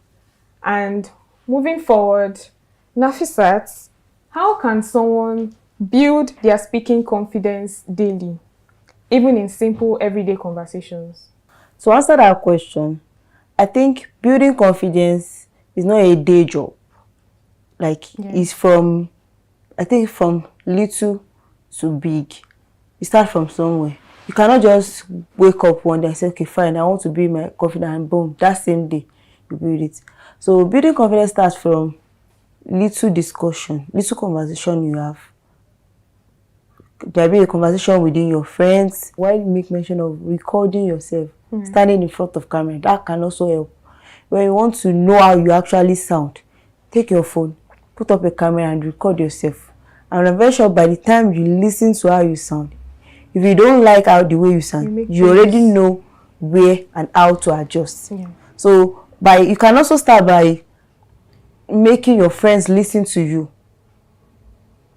Let them listen to you. Let them tell you their opinion of how they felt when they listened to you. Let them tell you your lapses, where you can work on. If you actually want to speak out like you said, building confidence, you have to be very, you have to trust yourself. Like, yes, you can do it, because confidence starts with trusting. So if you cannot trust yourself as an individual, how do you expect your audience to trust you? So when you trust yourself, you'll be able to do that confidence.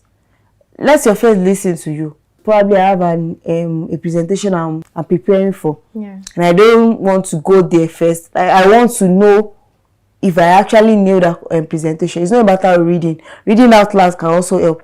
I used to call my friend. There's this presentation I want to do. I want you to listen to me. Act as if you are my boss or you are my audience. Hear whatever it is I want to say and tell me where you think I have that last, where you think I can adjust before the due day. So you can start from there. Can have your friends listen to you. Can read out loud. When you read out loud, as long as you hear whatever it is, you hear yourself. At times when I say something, even when the moment I say it out, like, you don't have to tell me that no. I already know that this thing I just talk, it does not enter at all. I already know. So I know when I'm making sense and when I'm not. But one thing is that if you want to know when you're making sense, if you don't speak out, you won't know if you're actually making sense. There's something like reading inside of you, but you can't achieve that if you want to be confident. You have to read out loud. When you read out loud, you'll be able to hear yourself. You know if you are making sense or not. So I think that kind of to record yourself. So I think all of those things can help you build your confidence. In addition to what she said, I would just like to make reference to something. Let me say, I learned it from the Dean of School of Eloquence, Mr. Obong, ACN. There are 3 things you shouldn't compromise. Building your speaking confidence. Number 1 is your facial expression. Let me say your eye contact. You need to maintain eye contact with your audience. That's very, very important. If you are making presentation and you're looking downwards or you're looking up or you're looking sideways, like, who are you really presenting to? Yes. The second one is your voice. You don't compromise your voice. Your voice is very, very important. Yes. You want to make exactly. You want to make presentation and you are like speaking, even the person next to you hardly hear what you're saying. So your voice shouldn't be compromised. And the third one, your hand gestures. You should be able to visualize things with your hands, so that even those that are not hearing what you are saying, but they are seeing your hand gestures, they will know that this person is talking about so thing. So I think that's just what I should contribute. And I also think that when you're communicating with people, you should also keep in mind, like you said, facial expression and all of that. Also keep in mind your iconic gestures and your big gestures. Know how to express yourself in other sides apart from speaking. So also, can you share a moment when good communication opened the door for you? So actually, I have not experienced that before per se. Because, or let me just say, I've received some compliments. When it comes to speaking to how do I say it, a small gathering. Or speaking in a small gathering, I've had some compliments. No, wow, you did well, you did well. There is a program we normally hold. It's a religion program. So at least there are some programs under the events. I mean, a list of programs. At least one person will anchor each of the programs. So when it gets to my turn, the way I present some things, and at the end of the day, I will see some people who will be like, So you can say this, you can, I really enjoyed, you know, that kind of feedback. It even gives you more confidence. So even me, I was like, have I said anything? One thing is that once you are able to come over your fears, you just face it. Trust me, at the end of the day, you will even get more compliments than you ever expected. Yeah, true. Okay. Well, for me, I won't really say what's it called, but one thing I have learned is little conversation has actually helped me in gaining one or two. In the sense that I started this NYSC journey, I understand that you don't know who is who. Yeah. So I give at least that little grace. Okay, let's even hear what he or she has to say. And even the one thing is that I remember a particular time I went to do my documentation at the secretariat. So I think I met about 2 or 3. We didn't know each other for anyway. So from that queue, we wanted to submit our documents from there. So there was a particular day I need to join a then it's not even CDS group because I relocated. So I need to join an active Lagos core members group. I need something, and I know that once I dropped that was the code they do. So I just texted her. I don't know, babe, please can you help me? She's part of the people that I met on the what's it called. Can you help me? I'm trying to get into a what's it called. I don't know if anyway. She just sent me about 3 links. I was like, wow. Imagine if I did not have actually connected with her, or like or that was just the end of the day. That's how I would have actually lost that was it. And that particular group, they drop very good information, updates every blessed day. Yeah. So I think that's one of the things I will say NYSC treats us. Even if you are in your mother's womb, you will come out because you will need help. And you cannot ask for help by keeping your mouth closed. You have to open your mouth. And asking for help or what's it called? It's not a matter of I don't like to talk. No, you will talk. Yeah. And about this labor market. Okay. You have to be able to pitch yourself. Yeah. You don't know where you can miss that one opportunity. So you have to be able to pitch yourself. Even if I know that you want to talk, imagine that you want to talk to me and I not even make it. And it's talk for probably I give you 5 minutes. Okay, pitch yourself to me, and I cannot even make sense out of that 5 minutes of what exactly you actually want. It does not make. So you have to learn how to pitch yourself. Yeah. You don't know how that opportunity will come. Will help you. Okay. So that's it. All right. And adding to pitching yourself, I mean, I went for a seminar and one of the speakers asked questions and somebody stood up and answered and she won money. So it doesn't matter, like, you just have to put yourself out there. Yes. And, you never know which might work for you. Thank you, Waheed and Nafisat. You're welcome. Thank you for having us. Much. Thank you for gracing us in the Copper Cans program and also sharing your insights on the power of eloquence in everyday life. You're welcome. All right. Thank you so much. This is Corporate, rising to serve, rising to lead. What an empowering conversation we've had today. If there's one thing to take away, is this. Eloquence isn't about big grammar. It's about being clear, confident, and true to yourself.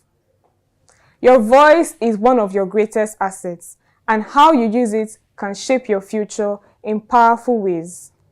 A big thank you to our guests, Abdul Waheed Issa and Adeyola Nafisat Fumilayo, for sharing their insights, and thank you for watching Corpus Can on the Achievement Channel, Nigeria's first and only 100% motivational TV station. Don't forget to follow us on X, Facebook, Instagram, and YouTube at Achievement Channel. I'm Priscilla Aniche, and until next time, keep speaking well, keep showing up, and keep shining. Thank you, and see you next time on Corpus Can. This is Corporate, rising to serve, rising to lead.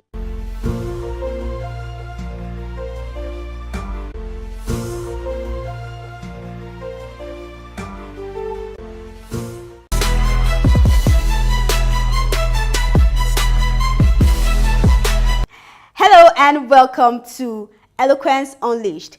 This is the show where we teach you the art and science of public speaking and communication, coming to you live from Nigeria's Public Speaking and Communication Institution, the School of Eloquence. I am Christine Davis.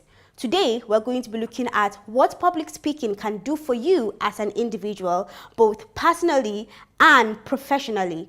But before we do that, let's take a quick dive at some of the amazing moments at our trainings and events.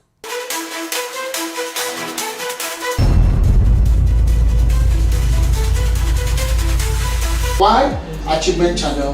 Very simple, to perpetuate the can-do culture. To help people believe, know that they can do it. They can achieve something in life. With their talent, with their gift, with their potential. They can make a difference. As teachers, you are daily achieving. It doesn't have to be when we celebrate it on television. You don't have to be a celebrity. Look, there's a difference between an achiever and a celebrity. You can become a celebrity for all the wrong reasons. Celebrity is essentially notoriety. Essentially. It's not particularly achievement. Achievement is very substantive. That's why sometimes you have a group of people we refer to as silent achievers. Save your energy, because when you save it, you'll be able to see that student that needs help and help. You'll be able, and that takes you to the next circle, COI, circle of influence. So a lot of you have lost tremendous opportunities to influence because you kept on busy yourself here. Oh, this, what is happening? How will my salary now pay this kind of thing now? Even the bag of rice, please check the price again. Check the price again. Yeah, has it gone up? Has it gone up? As it's going up or down, your heart beats. It's going up. So the circle of concern is expanding and is having more and more impact on you. And that is what happens. As you dwell here, what happens is that it continues to expand. A teacher affects eternity. One of my mentors, who has taught me so much, is Professor Patu Tole. I've known Professor Tole for over 20 years now, since 2002. I usually call myself his apprentice. Because when you have a very good teacher, most of what I've been able to do in corporate environment, where I just get up and I'm talking, and a lot of the things I'm sharing, because I had a very good teacher. When people applaud me, I said, I had a good teacher. 6. So that gives you a wide berth. So you choose one, look at it, analyze it critically, and craft number 1, think action that you're going to take. So action, you can write that. Choose any of those topics. 1, analyze critically and frame a topic. That's the first step. Please write it down because it's going to get them working with guidelines.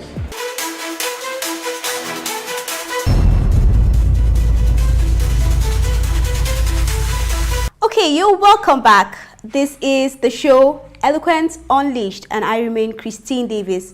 On this segment, we're going to be talking to the Dean, School of Eloquence, which is the premier training institution of public speaking and communication in Nigeria. Now, we have in our studios the Dean himself, Mr. Ubong Isian. It's such a pleasure to have you here, sir. Nice to be here, Christine. Thank you so much for coming. We're going to be looking at what impact really does public speaking and communication as a skill, what does it do to the public, personally and professionally. You've been doing this for 18 years. That's right. So in terms of impact, sir, how much impact would you say this has given the public space in Nigeria? So I'd like to look at the impact first from the standpoint of those who learn the skill and use the skill. The impact on their lives personally, the impact on their careers, and of course the impact in terms of their influence. These are the things you want to look at. I normally refer to them as the 3 R's. The first R is what we call the reward.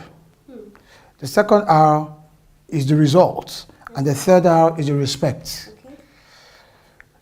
If you're a career person and you learn how to speak well in public, there are many rewards you can logically expect to get. It could impact very well in terms of your promotion, in terms of your earning more financially, and in terms of lots of other workplace-related benefits as you continue to make progress and advance in life and in your career. Those are the rewards. Then the results. When you speak well in public, you have a clear message, well articulated, and you deliver that message with eloquence. You will find that you can influence people to buy into your ideas, to change over to your position, to get a frame or a sense of your frame of mind and reason with you. You can win friends. Then you can also, in many ways, apart from persuading people, you can influence the direction of things. That's the result. People can begin to move in certain directions on account of your communication. That's the impact. And then, of course, the third R, which has to do with the respect. When you speak very well, people admire you. Some begin to even look up to you. They even place you on a pedestal. You become like a role model. You become like an example. So many people respect Barack Obama today because of the way he speaks. There are many parents who want their children to grow up to speak like Barack Obama. They respect that sense of esteem and honor that comes with it.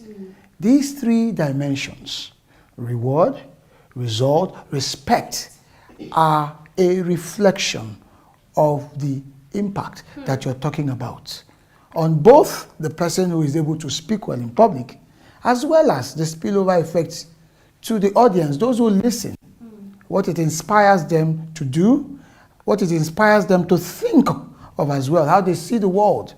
Most of us see the world differently today because we heard a very good speaker who was able to articulate the ideas and present the matter in a very meaningful and impactful manner. Most of us are followers of certain leaders today because of the import and the impact of their words, the ability to carry an audience, to project command, control, the ability to articulate intelligently and explain what complex ideas they carried in their minds to their audiences, making it very simple. So the power of words, being able to speak eloquently, being effective, being powerful through your oral communication is priceless and most impactful. Perhaps one of the most impactful of capabilities all through human history. So in the Nigerian context, we can interpret it in various ways. And when we don't have it, for instance, we don't have eloquent communication evident in the political ecosystem of Nigeria. So you find that that sector is boring. That sector is not engaging. Maybe one or two politicians who stand out and you see the kind of following that such speakers amass because they are able to speak to the yearnings and aspirations of a certain group and they follow them. And that's really how we can impact ourselves or impact society through our communication. But politically right now in Nigeria, you really have, it's very sparse, very limited, and you therefore find that our politics is not exciting, is not engaging, is not interesting. So political gladiators resort to name-calling, gaslighting, and all of those elements that are like sound bites that stoke the flames of anger and discontent so that they continue to get away with it, talking about the politicians. Okay, I like that you brought in politics. I would say that someone like Peter Obi enjoyed this eloquence that you speak about. He was able to relate with his audience, and it's no wonder why you see most of the young people were able to, you know, relate with him as he spoke, and that was what brought in his votes, I would say. As Peter Obi. In fairness, Peter Obi scores, when you compare to, when you look at the entire political landscape, you could say that, yes, Peter Obi was able to strike a nerve by clearly having a message. It appealed to his audience. He was able to reach out to those yearnings, but he targeted a clear message, which is very important. And this is very important because we live in a society where when you are running commentaries, people can easily, because of limited perspective, begin to reason those perspectives from the standpoint of ethnicity, religion, and all that. But we're not talking the politics of Labour Party, or not the politics of Peter Obi as a person. We're talking functionally about the ability to speak in public and get the message across. Now, there are those who listened to Peter Obi and felt his voice was too thin. And he does have that unique imprimatur on his voice with some level of thinness to his voice. But that did not stop him.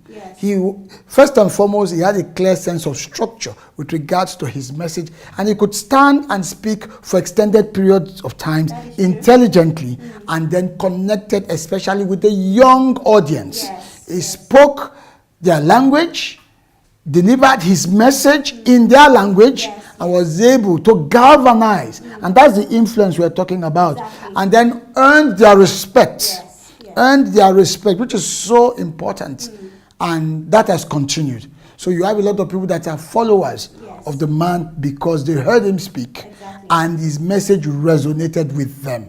So he is a good example in very recent times and practical times, or a practical example of eloquence or in eloquence. You do have other Nigerians that are very reflective of the value of eloquence. You do have in the much older generation the likes of Dr. Christopher Kolade.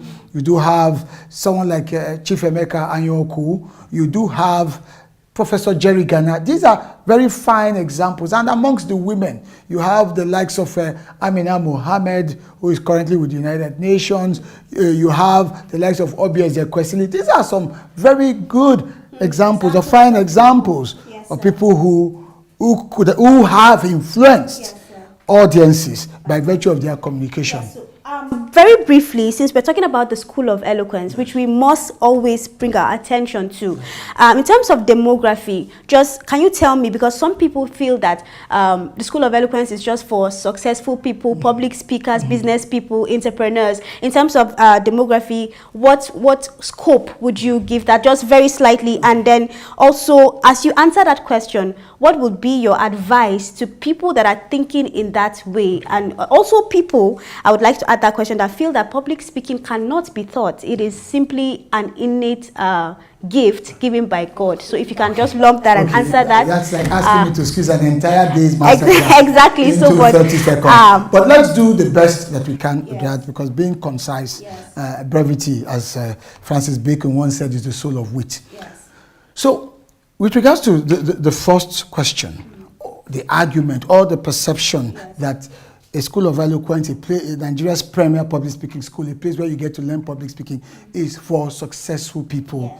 Well, that is a faulty assumption. It is also for those who want to be successful. So if you want to be successful, you are equally welcome, because that is one skill that can help you become even more successful in terms of whatever career you're currently pursuing, or if you're an entrepreneur, an independent person, whatever field of human endeavor you find yourself in, you will always need to speak in public.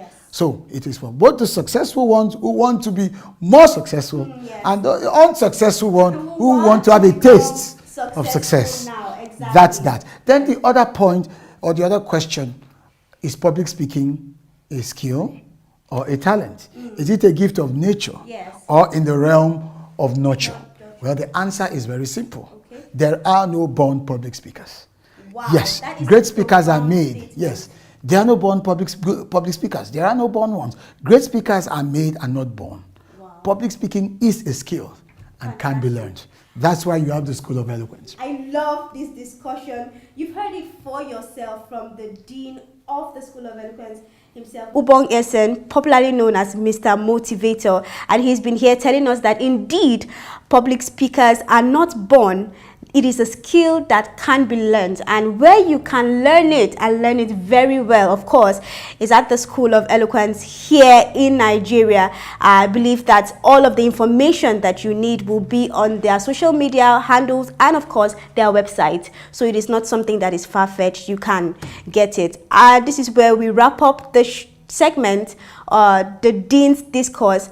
Make sure you join us next time, where we'll be having more profound conversations to be able to show you how and where you need public speaking and how it can really develop you as a person. We'll be right back.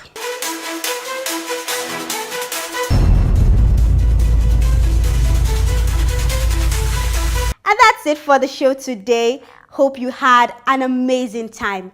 Do join us next time at Eloquence Unleashed, where we give you tips and insights on public speaking and communication from the School of Eloquence, which is the premier training institution for public speaking and communication in Nigeria. I remain Christine Davis. See you next time.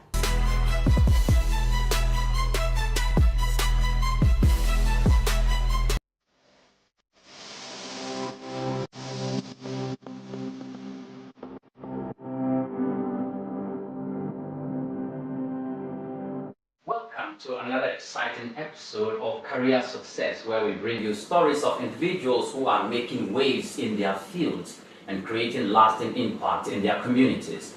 This is the Achievement Channel, and we are reaching you from our studios, School of Eloquence here in Lagos. I am Oyin Priye Krumale. Today we have a special guest who has not only transformed the digital landscape in Africa, but has also become a global leader in tech advocacy, digital inclusion, and internet governance. Joining us today is none other than Gbenga Shesan, the Executive Director of Paradigm Initiative, an organization that connects underserved young Africans with digital opportunities and champions the protection of online rights with a footprint across more than 27 African countries. Gbenga's incredible journey began with a degree in electronic and electrical engineering from Obafemi Awolowo University. Over the years, he has expanded his influence globally, taking on leadership roles in tech policy making, speaking on issues of internet freedom, digital inclusion, and emerging technologies.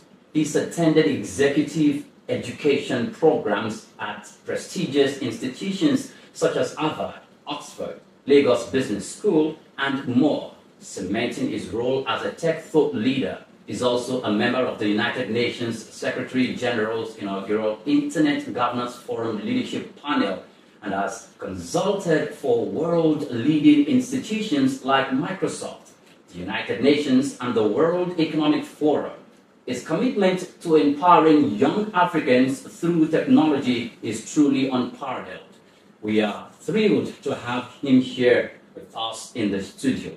Gbenga Shesan, welcome to Career Success. Thank you for having me. Thank you. You know, I told you before the beginning of the program that your profile, I read it off screen, and I'm like, wow.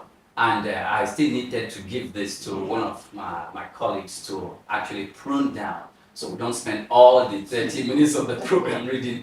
Welcome once again to Career Success. Yes. First of all, please paint a picture.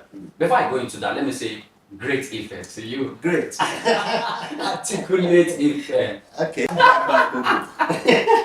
So please paint a picture. Paint a picture of your early beginning. Yes. Your primary, secondary, university. Okay. I mean, I don't get to talk about my nursery school a lot. So I went to nursery school for 1 year. Did. Yeah, Omori Nursery and Primary School in Akure. I was born to a teacher and a nurse. And anyone who's had a teacher as a dad will understand, the implications of that for your study and even for the principles you believe in life. And also, my mom being a nurse, is a sister who traveled around the world and helped, with impact across the length and breadth of Nigeria. So I grew up not just exposed to education and the impact of it, but also to social value and to social good. And I think that somehow I thought I was going to study medicine in school.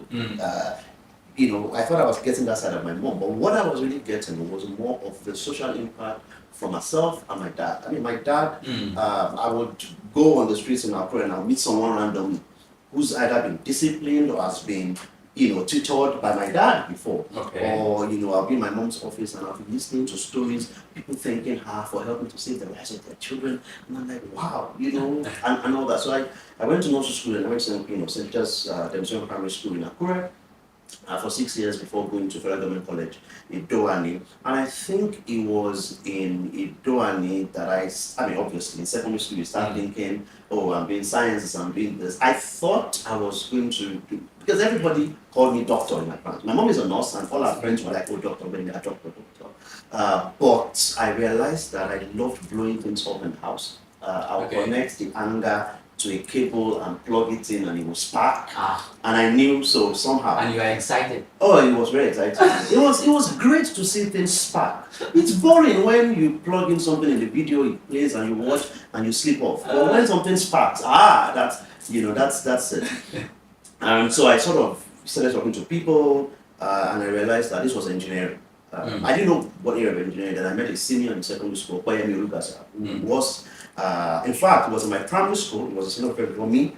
I became senior after him, and then we were together in secondary school. He was a senior a year ahead of me, and he talked about electric, and I was like, okay, fine. I mean, this looks good. What do they need? Physics, chemistry, maths, English. Okay, that's fine. And I also didn't like blood. I mean, we did some experiments in the lab, and I think I was going to throw up. And I felt very faint seeing blood, so it was very obvious that medicine was not my path, but it was engineering. So I got into IFE, studied engineering, and along the line, I mean, it was my second year in IFE. This was in 1996 that we got this huge computers connected to the internet on campus, and I got attracted to those computers. School was shut down, by the way, for I think about 6 months, and that period I didn't go home. I wrote a letter to my dad through my friend Paiolo to give the letter to my dad to say, sorry, I'm not coming home. I know you want me to come home to wash the car, OD 1822, and to fetch water, but allow me to stay back. You'll be proud of me in the future. Letter to my dad, and make sure that I didn't go myself, because if I had gone home to say, Daddy, I want to go back to school, according to Ife, he would say, just hold on, just wait. But I knew that I needed that phase in my life to prepare for the future. I wasn't sure what it was exactly, but don't forget that to use the computer room, I had to sign up for 30 minutes. So I would write Benga Sheson, 30 minutes. I'll come back, change the name to Benga Olanino, which is my dad's surname, so that they won't think it's the same person. It was all my names, BC, my middle name, and my dad's middle name, to just get many slots. But this time, everybody was off campus. So it was myself, Deolu, Ashai, and Titi Akinsomi, and we were on campus. So I would go to this place, the 20 computers would be calling my name. Benga, come and use me, Benga, come and use me. So I decided I was going to stay back on campus. And to be honest, I think that was when I laid the foundation for my career. Because there was no distraction. I mean, I didn't have money, I didn't have a lot of food, but I didn't die. I mean, growing up as a Christian at that time myself, there was one very simple solution for me. I fasted every day. For that 1 year, I was fasting because it meant I had to eat 1 meal a day. So I thought it was good for me spiritually. It was good for me physically. I didn't have enough money to eat 3 meals. And also the fact that, eat one solid meal of beans and gari that is concentrated, and you will not think of it again. And drink water, but that period laid a foundation for me. And then when I went for my industrial attachment, I met Dr. James Shotomi of blessed memory, who got me to work with him for my industrial attachment in my 4th year, and then introduced me to web design. So building on my knowledge of computers with web design, it was just almost certain that I was going to focus. In fact, when I was going back to campus, I made up my mind what my project topic was going to be. I wasn't going to wait for any lecturer. In fact, I suggested to the lecturers that I was going to have a project topic, and most of the people I talked to were like, no, you have to go and pick from the list. I'm like, no. This list, solenoids, control, these are past projects. These are projects, power supply. I thought Nigeria would solve the power supply problem very quickly. So I was like, no, forget it. Let me look into the future, e-commerce and things like that. So I did it. As far as back then, you were looking at 1999, yes. E-commerce my project topic was e-commerce, e-registration. So it was supposed to combine e-commerce with student registration. And it was, by the way, it was my final year project. My, supervisor, Professor Kunle, wonderful man, said to me, this thing is futuristic, document it well. So I put it on a CD and I gave it to him, and I left a copy with the school. Many years later, I met him and he was like, well, they've implemented your project. Not just if every school now does e-registration. I was like, okay. Does that mean I'm a pioneer? You pioneered it. I wouldn't say I pioneered it because many people were thinking of it at the same time, but it was my final year project. The one thing that was different was that I think most people were thinking of it as a business, but I thought it was a student research because I'm the student. I'm the one who knows exactly how painful it is to register physically, to go to the health center for registration and they tell you, oh, come tomorrow. Why is there no queuing system? Why is there no online platform that allows me to do this? So that's what I did for my final year project, which, by the way, got me into trouble. One of my co-supervisors said it was not very elect, that it was too computing related. So if I want to do it, I should go to the computer science department, and he didn't give me good grades, to be honest. But it was fine because it was my future.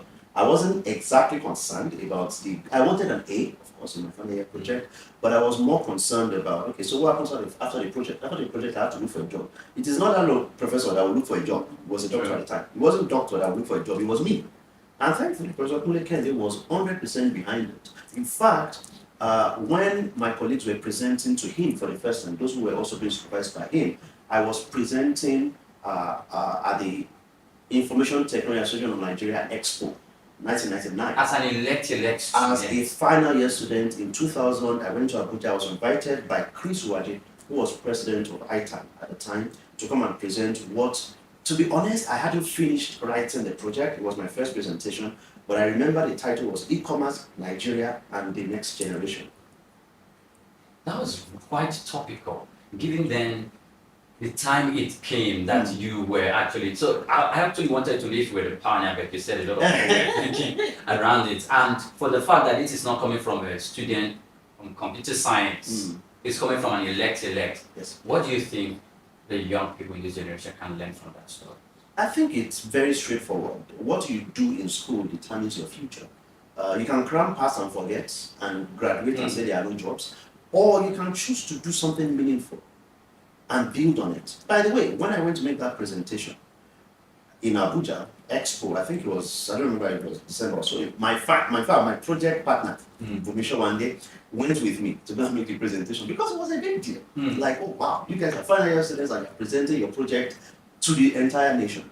And it was at that meeting that a man by the name Larry Olosoya listened to me and was like, okay, who is this? He was working at Microsoft at the time. He then mentioned me to Semisoni at Junior Achievement. Oh, by the way, I heard this guy speaking of e-commerce Nigeria Next Generation. It sounds like a very smart student. And Semi at that time was the founder of Junior Achievement Nigeria. She brought Junior Achievement to Nigeria. And they were looking for a young person to represent Nigeria at an IT competition. Perfect. And that is it for students. You need, as young people, you need to realize that luck is real. But luck is only when preparation leads to opportunities. Everybody will complain around you. But if you are ready to invest, and like I said, I mean, there was spending a lot of time in school when everybody chose to go home. And I'm not saying don't go home, but my dad already told me when I got into school, and listen, I don't know anybody anywhere. Just go and study, and when you finish, whatever you get is what you get. There are people who have uncles and aunties to help them, no big deal. We're dancing to the sound of different drums. The drum I was dancing to was desperation. There is no future help coming from anywhere. Okay. So I better do it, by myself and look for, mentors and others. So my advice to any young person is don't think that school is just let's pass time, cram, pass and forget and graduate with a first class or 2-1 or 2-2. School is the foundation. That's why at the end of the day, most of your friends as an adult are people you met on campus. Okay, now I need you to address something because of what you just said. School, it's what you put in, that's what you get. Now, there are some social influencers, or let's say musicians. You've heard of the what I call it, action, quote unquote, school NASCAR. You've heard of it? Oh yeah. Do you think that's true? Oh, it's true. It's true and it's false. Please, okay. Now let me get that. It's back. true Because they need because- to use it as a tool to Yeah. bring people out. Some young people don't want to go to school. Oh yeah. And they have many reasons to not want to go to school. Because to be honest, in Nigeria, look around. Start from politicians to other role models. Did they get that from school? We're in Nigeria, where unfortunately we have a status-based economy that doesn't talk about process, but only talks about outcome. And justifies the means. But the problem is it's never sustainable. Politicians will lose elections. People who get opportunities through things that don't build on processes, they will lose favor. Perfect example, musicians, footballers and all that, who decided, you know what, school is not for me. When they get to the peak of their career, what did they do? Look at someone like Shegun Odegbami, for example. They call him the mathematician for a reason. Because even though his football days were over, he could come back to do things based on what is studied in school and intelligence that came with that. So school is a scam in a way because it is possible for you to go through school and not get anything. But school no be scam. And I'm an example of that. And there are tons of people around the world who are examples of that. That if you go to school, what you're doing is you're picking knowledge. That when people who have opportunities finish expiring or, expending all their opportunities, your knowledge, if they throw you in the desert, you use it to create more than what they had in their glory days. Which is where process matters. I was just talking to a few young people on Saturday, and I was saying to them that everybody sees the butterfly and we get excited. But what we don't realize, what we don't remember is that in biology we read about egg, larva, pupa, and then the cocoon. And that process is what gives the wings of the butterfly the strength to fly. It's the same thing with every training process. It is possible for you to arrive suddenly. Of course, I mean, you can, if you want to do your own and get arrested and get thrown into jail, you can do it. If you want to become a politician and steal, and one day God help you, that they catch you, it's okay.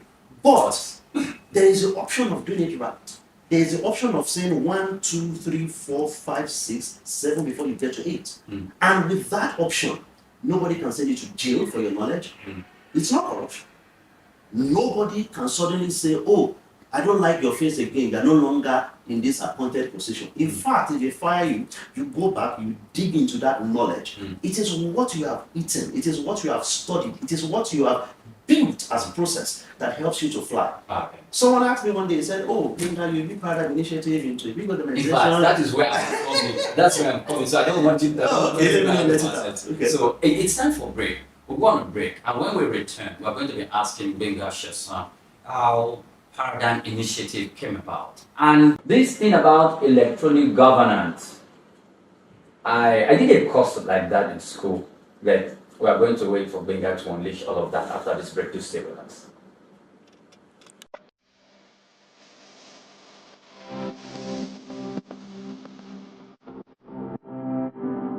School of Eloquence, our primary focus is on the art of public speaking because it's a major problem.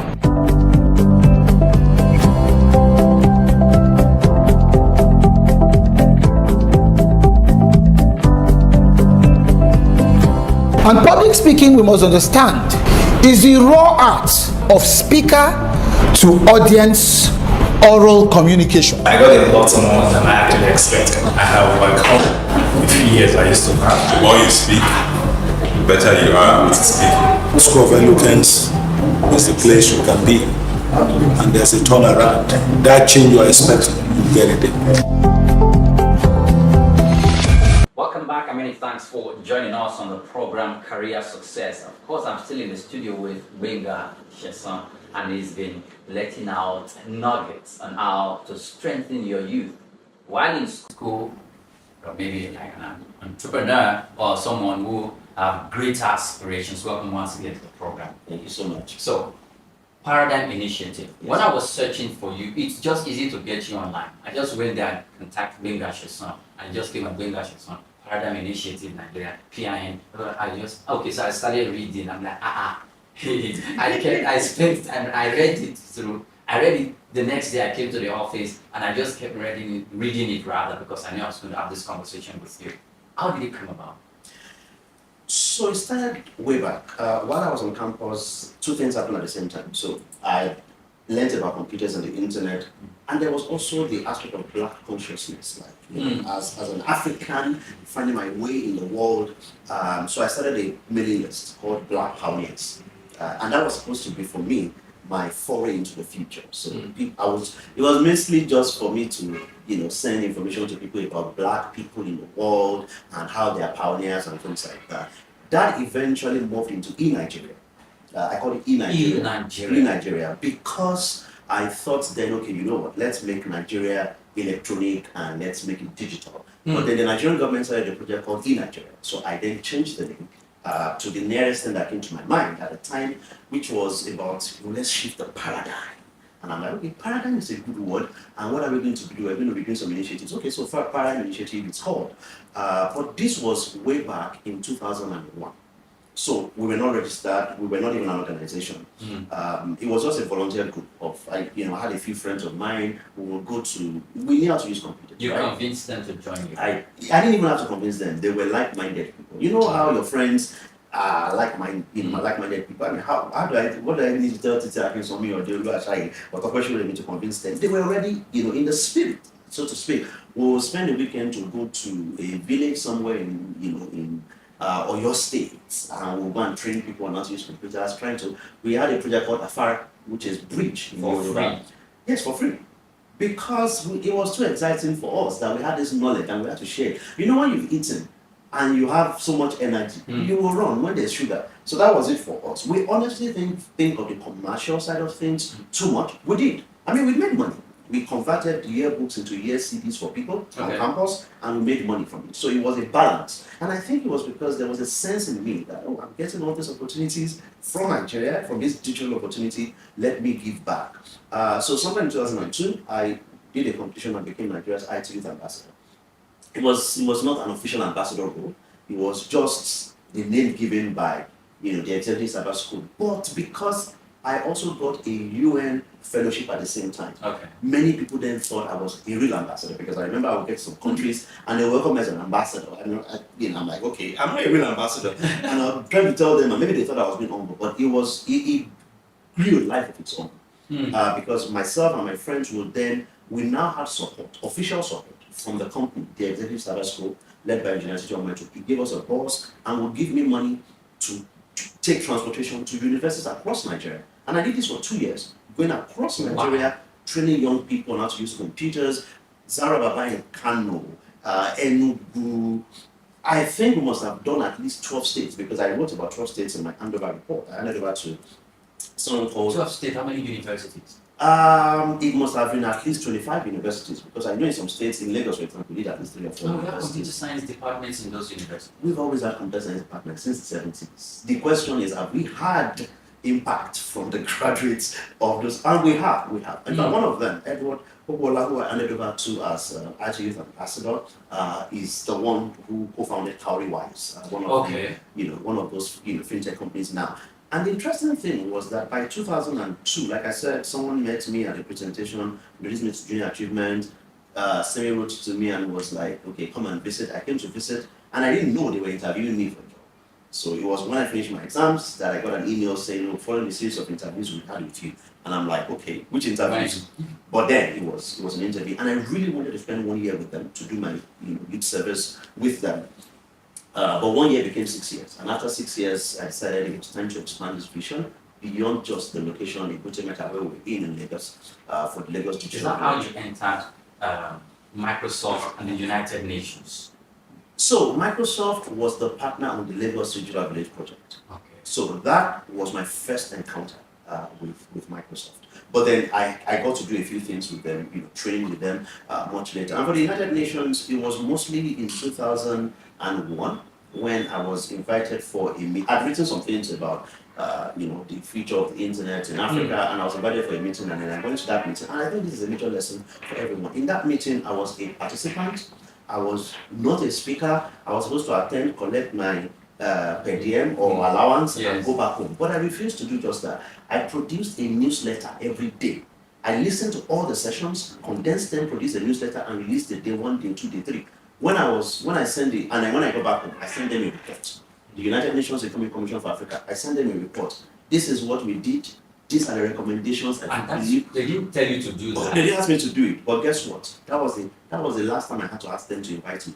Every time since then, it was so much that they even asked me to come and serve. At the time, don't forget, how old was I in 2002? I was invited to come and chair, to be the vice chair for the African Technical Advisory Committee at the UN Economic Commission for Africa, because they saw it, that this guy is a dangerous person, he's too passionate, and they needed to use that passion. That led to the World Summit on Information Society and led to many other UN things. But that was why in 2007, I was like, you know what, I need to turn this thing into an institution. I can't just do volunteer things here and there, while also, and to be fair, I was beginning to feel like I was cheating on Junior Achievement, because I was invited for Paradigm Initiative, Nigeria at the time, nice Paradigm Initiative, and I was working full-time at Junior Achievement, and my bosses were wonderful, by the way, all women. And that was great. That introduced me to all these things of thinking that, some people can do some things and other people can do some things. I didn't have that training. I saw men and women doing stuff, and that's what I still believe till tomorrow. The fact that my bosses were great and allowed me, they would say things like, oh, it's okay, go. When you go, junior achievement, when you give people your cards, they will see junior achievement and it's good branding for us. But I realized it wasn't fair. I was spending 20% of the time, increasingly 40%, at some point almost 60% of my time doing my thing as Benga Sheson. And the junior achievement was getting less time. So I decided, it was time to go. So I resigned. And then started Paradigm Initiative Nigeria at the time, 2007, we started in Ajegunle. We went to Nigeria. Which is Ajegunle? Ajegunle in Lagos. Apapa Ajegunle. Apapa Ajegunle, the one and only Ajegunle, AJ City. That's where we started. Why Ajegunle? Because I had been invited to Ajegunle for the training, and it was different. Other places they invite me and ask questions like, "Oh, this computer, does it do the same thing like like a laptop?" In Ajegunle, the questions were different. Wow. This thing you have taught us, how do I make money from it? My sister doesn't have money to go to school. How does she go to school? And I thought this was practical. These guys are not playing around. They are not interested in the black box. They want to use it and make impact. So I decided to go back to train 25 people for 4 weeks and make sure they move from not having ever taught a computer to learning how to use it to make money. And then that became 2 years later. I decided, okay, let's do it a bit more. Another 3 years, we just said, you know what, we set up, in 2010, we set up an office, our very first office, 39 Pilot Street, Ajegunle, which in fact is now occupied by one of our trainees. Because I know those places. Oh, yeah, mentioned. Ajegunle. Ajegunle. Yes. No. Okay. Let me ask this question before I move to the next about digital rights and advocacy and e-government. What was pushing you? What was moving you? That you couldn't just stay back, like something was just drawing you on the inside. I'm very selfish. I like my own space. I like peace of mind. So for me, I realized that I was trying to create a future for myself, for my family, and for my kids, and for my wife, and my girlfriend at the time. But there were challenges. There were questions people were asking and I didn't have answers to.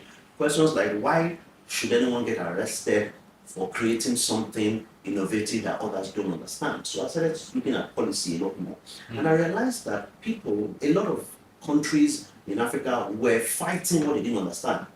Political leaders saw the internet as a threat. Like, oh my God, these young people are gathering online against us. I mean, a few years ago, Twitter was shut down in Nigeria because a president felt insulted and said, they were gathering on Twitter to come and remove me. I mean, that obviously shows his ignorance. But the reality is, I'm too selfish to have all these problems around me and not try to solve it. And I was like, okay, well, let's see what I can do. And I started doing some work. I started doing some writing. I wrote at the time, what was in 2013, I wrote what I called Internet Freedom Declaration for Nigeria. Okay. But it didn't stop it. And that morphed into a bill. Then we converted it into a Digital Rights and Freedom Bill. What's the objective of that? Objective is to make sure that as we train young people, as they get access to computers, as they get access to the internet, that the online environment is not one where they will be afraid of what they need to do. Yes, there are bad actors that need to be punished for cybercrime and things like that, but if a young person goes online and says, my government is not doing well, they should do better, that is not a crime, that is contribution to democracy, and they should not be punished for it. And that was the motivation behind that, to say, listen, let's do something to make sure that the online environment, we focus more on innovation and not on clampdowns. Now, I want to know some of the challenges you encountered, because it looks like you don't get the picture like you were just moving, you saw mountains, you just skip over them, you saw challenges, you just wipe them off, and you just move on. What were the challenges that you encountered? Did you ever feel like throwing the towel? Oh yeah, I actually threw in the towel many times. It's not even like I felt like I did. So when I started Black Pioneers, at some point I realized I was about to fail, and then I just stopped it completely and then focused on my studies. But the reality is that I am a product of challenges, in the sense that every challenge that I decided to tackle led me to what people call success. So for example, when there was a challenge or who's going to prove. So Nigeria had Kanu Nwankwo, and then JJ Okocha. So there was that year, around 1999, 2000, the lady who won the most beautiful girl in Nigeria, Albani Darego, they were all in the news. And somebody then said, wait a second, it's football and this. Why don't we have a young Nigerian who is also intellectually savvy and that does something digital, so that the world knows that we also have digital promises. That was why they created that competition for who was going to be IT ambassador. It was a big challenge for me. I had no idea if I could win it. I got in there, designed a website, I put it on it. In those times we had diskettes. Yes. So I went to buy a CD on Lagos Island. I put the design on a CD. I put the CD in its case. I printed a back cover for it, and I put a seal. Do not break this seal unless authorized, because I see Microsoft software, that's the way you do it. So I packaged it. So packaging is also important. So one of the things, one of my biggest challenges is Nigeria. Because you're doing something and someone says, okay, calm down, you're not going to solve all of Nigeria's problems. But the reality is that challenge also presents an opportunity for me, because every time that someone realizes that, oh, you did this in Ajegunle, oh wow, yes. You can do it in Ajegunle, you can do it, almost anywhere else. And other challenges, including finances. At some point, I didn't get money. Yes. So I had to go deep into myself, find my skills, and then use those skills to make money, demonstrate what I can do with the money that I put down by myself, and then ask other people, bring resources. Anyway, go, let's do this work together. I see. Now, what advice do you have for the young Nigerians out there who feel like throwing in the towel many times? You said you did throw in the towel, but obviously went back to pick it up. Oh yeah, pick the towel every time. So my first advice is always go back to pick the towel. It's fine. If you are tired, take the day off. Just go and sleep. Relax. When your brain is calm, then come back, pick the towel again.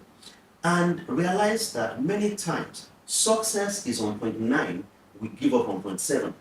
Many times, when you work just a bit harder, meet the right set of people, get introduced in the right set of spaces, you will get closer to success. And what I say to people is that even if you don't achieve success, the way people define success, as long as you know you are learning, you're picking up new skills, maybe worst case scenario, you write about a book about it one day, or you start teaching and you make money from it. But this is not just about money or resources. This is about defining, this is me right now, point A. This is point B, where I would like to be.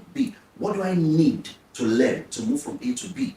Who are the people I need to meet as mentors, as peers, to get me from point A to B? What are the things I need to stop doing for me to get from point A to B? And in between A and B, when you feel like throwing in the towel, when you feel like giving up, remind yourself that the destination is point B, and that when you get to point B, there's still point C to go to. And of course, to be honest, every time you get to point B, you rest, you celebrate yourself, others may celebrate you or not, who cares?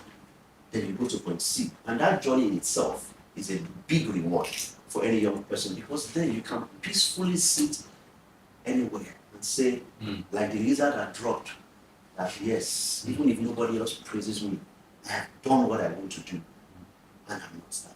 Are you satisfied? 1. 2, are you satisfied with the level where you've gotten to as long as career success is concerned? And if you are, what's the next thing for you? My answer is always yes and no. Yes, because I look back and I'm like, oh wow, we've come far. But then I look ahead again and I'm like, oh my God, there's so much to do. So for me, yes, I feel, obviously I feel very fulfilled. I love what I do what I love. So I'm lucky. But I also look ahead and I'm like, oh my God, there's a lot. Paradigm Initiative just finished drawing up our next 5-year plan, 2024 to 2028. And that's the next step for me. We've literally covered 28 countries and more across the continent. Now we've seen calls from areas in the global south, from Latin America, from Southeast Asia, asking to have a taste of what we have. And that's the next challenge for me, making Paradigm Initiative not just a Pan-African organization, but a global south organization. I see. Thank you so much, Gbenga, for your time, for joining us today and sharing your incredible story. Thank you so much. Thank you for having me. Very much welcome. And that's an inspiring conversation with Gbenga Sheson. So we're all in good hands, leaders at the end of affairs. And that's all for today's episode for Career Success on Achievement Channel. However, I'm going to want to get Mr. Gbenga Sheson's commitment to this. I want to see we didn't get much. As much as we thought, I feel if we let you go and not invite you back, we'll be losing a lot more. So please, you don't want to give that because of your time. I'll give the commitment to say let's find a time as long as it's mutually convenient. Yes, that will be a part 2 of our conversation, and we are going to name it part 2 conversation, career success with Benga Sheson. Until I see you again in another episode, it's career success. Have a great day.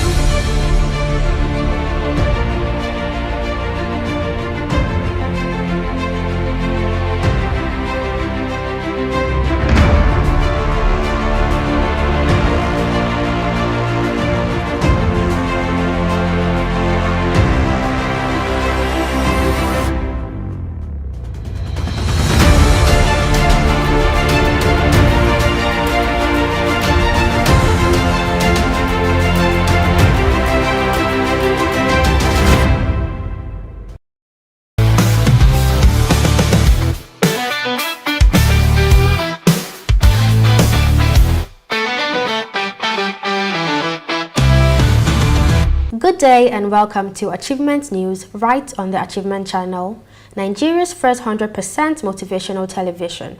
My name is Comfort Idongise Basi, your guide through the stories of triumph, innovation and positive impact shaping our world. Broadcasting live from our School of Eloquence studio in Ikoyi, Lagos, we bring you news that truly inspires. At Achievement News, we believe in celebrating human ingenuity, resilience, and the relentless pursuit of progress. We sift through the headlines to bring you the breakthroughs, the milestones, and the uplifting narratives that prove that possibilities are abound and true achievement is within reach for everyone.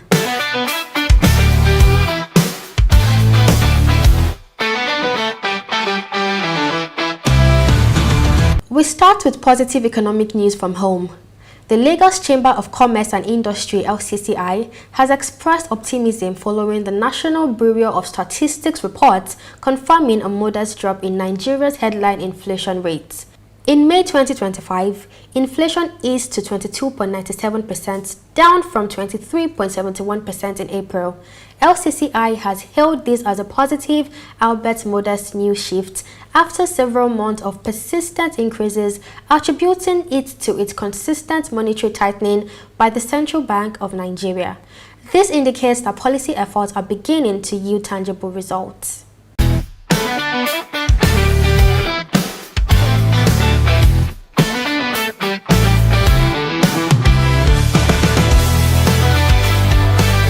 Even small positive shifts can bring immense relief and hope. This reminds us to stay resilient and adaptable in our personal finances, always seeking ways to maximize value and minimize waste. We see possibilities.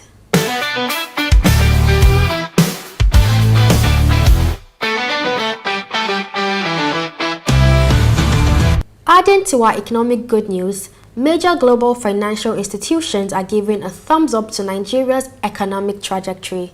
The World Bank recently issued a positive verdict projecting 3 years unbroken growth for Nigeria, with rates of 3.6% in 2025, 3.7% in 2026, and 3.8% in 2027. Furthermore, Fitch Ratings has upgraded Nigeria's long-term foreign currency issuer default rating from negative to stable.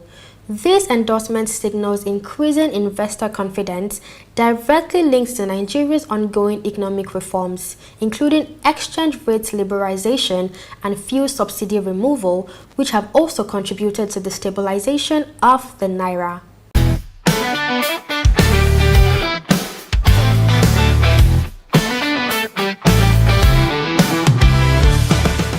Global recognition of our economic resilience highlights the power of consistent strategic efforts. Keep pushing for your own growth, no matter the headwinds. Your consistency builds your future. We see possibilities.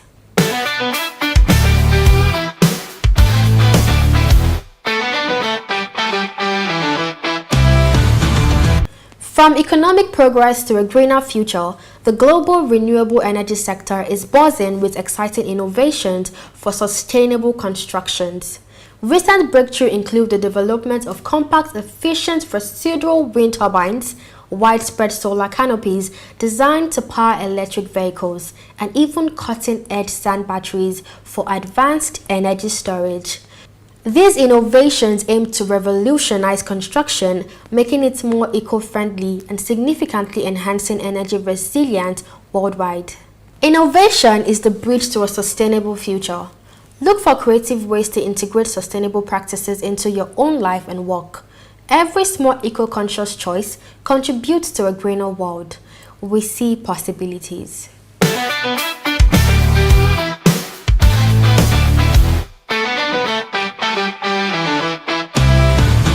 Further proving technology's power for good, a brilliant waste monitoring innovation has recently clinched the prestigious EUTech SDG award. This groundbreaking project, developed by Adastra, utilizes lot chips and smart platforms to meticulously track plastic bottle recycling efficiency starting in the Czech Republic. By providing transparent real-time data, this technology is significantly improving waste disposal strategies and highlighting how digital solutions can solve present environmental challenges on a global scale.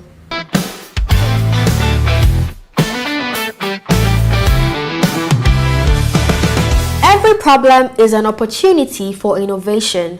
Your creativity can transform challenges into solutions, creating a positive impact that cleans up our world, one smart idea at a time. We see possibilities.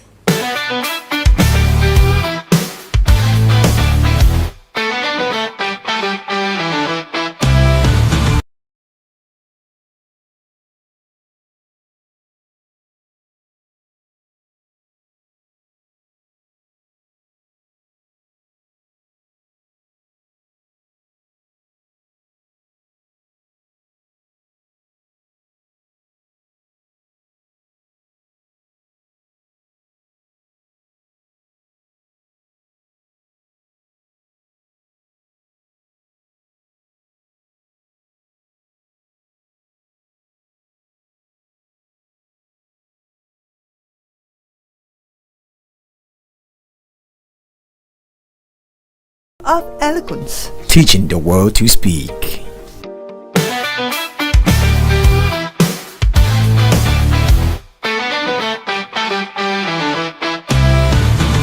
Tune in again for more achievement news, your daily source of positivity.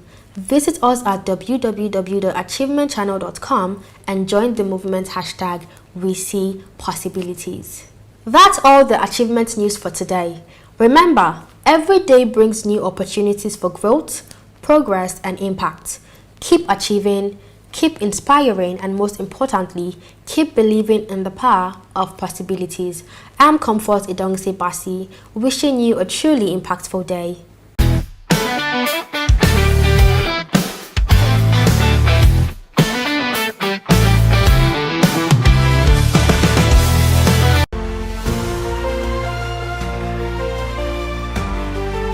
Welcome to another empowering episode of Inspire Her, where we have healthy and meaningful conversations about women supporting women.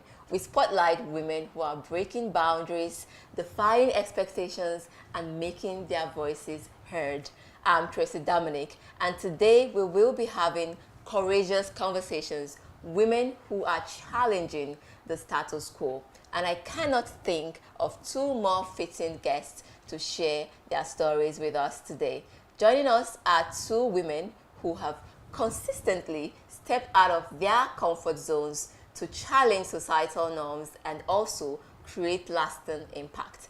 First, we have Pamela Egbo, a remarkable entrepreneur and founder of Anna and Hugh Limited. Pamela is also the former executive director of the O.B. Jackson Foundation, where she led various initiatives that broke new ground in philanthropy.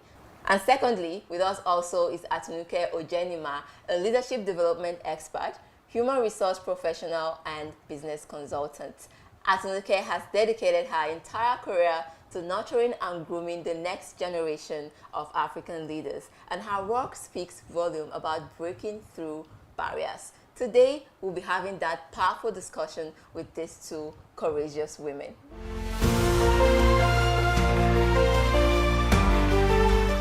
Okay, amazing ladies, thank you so much for coming on the show today. It's actually lovely having you two here on Inspire Her. How are you doing? Great, thank you for having me.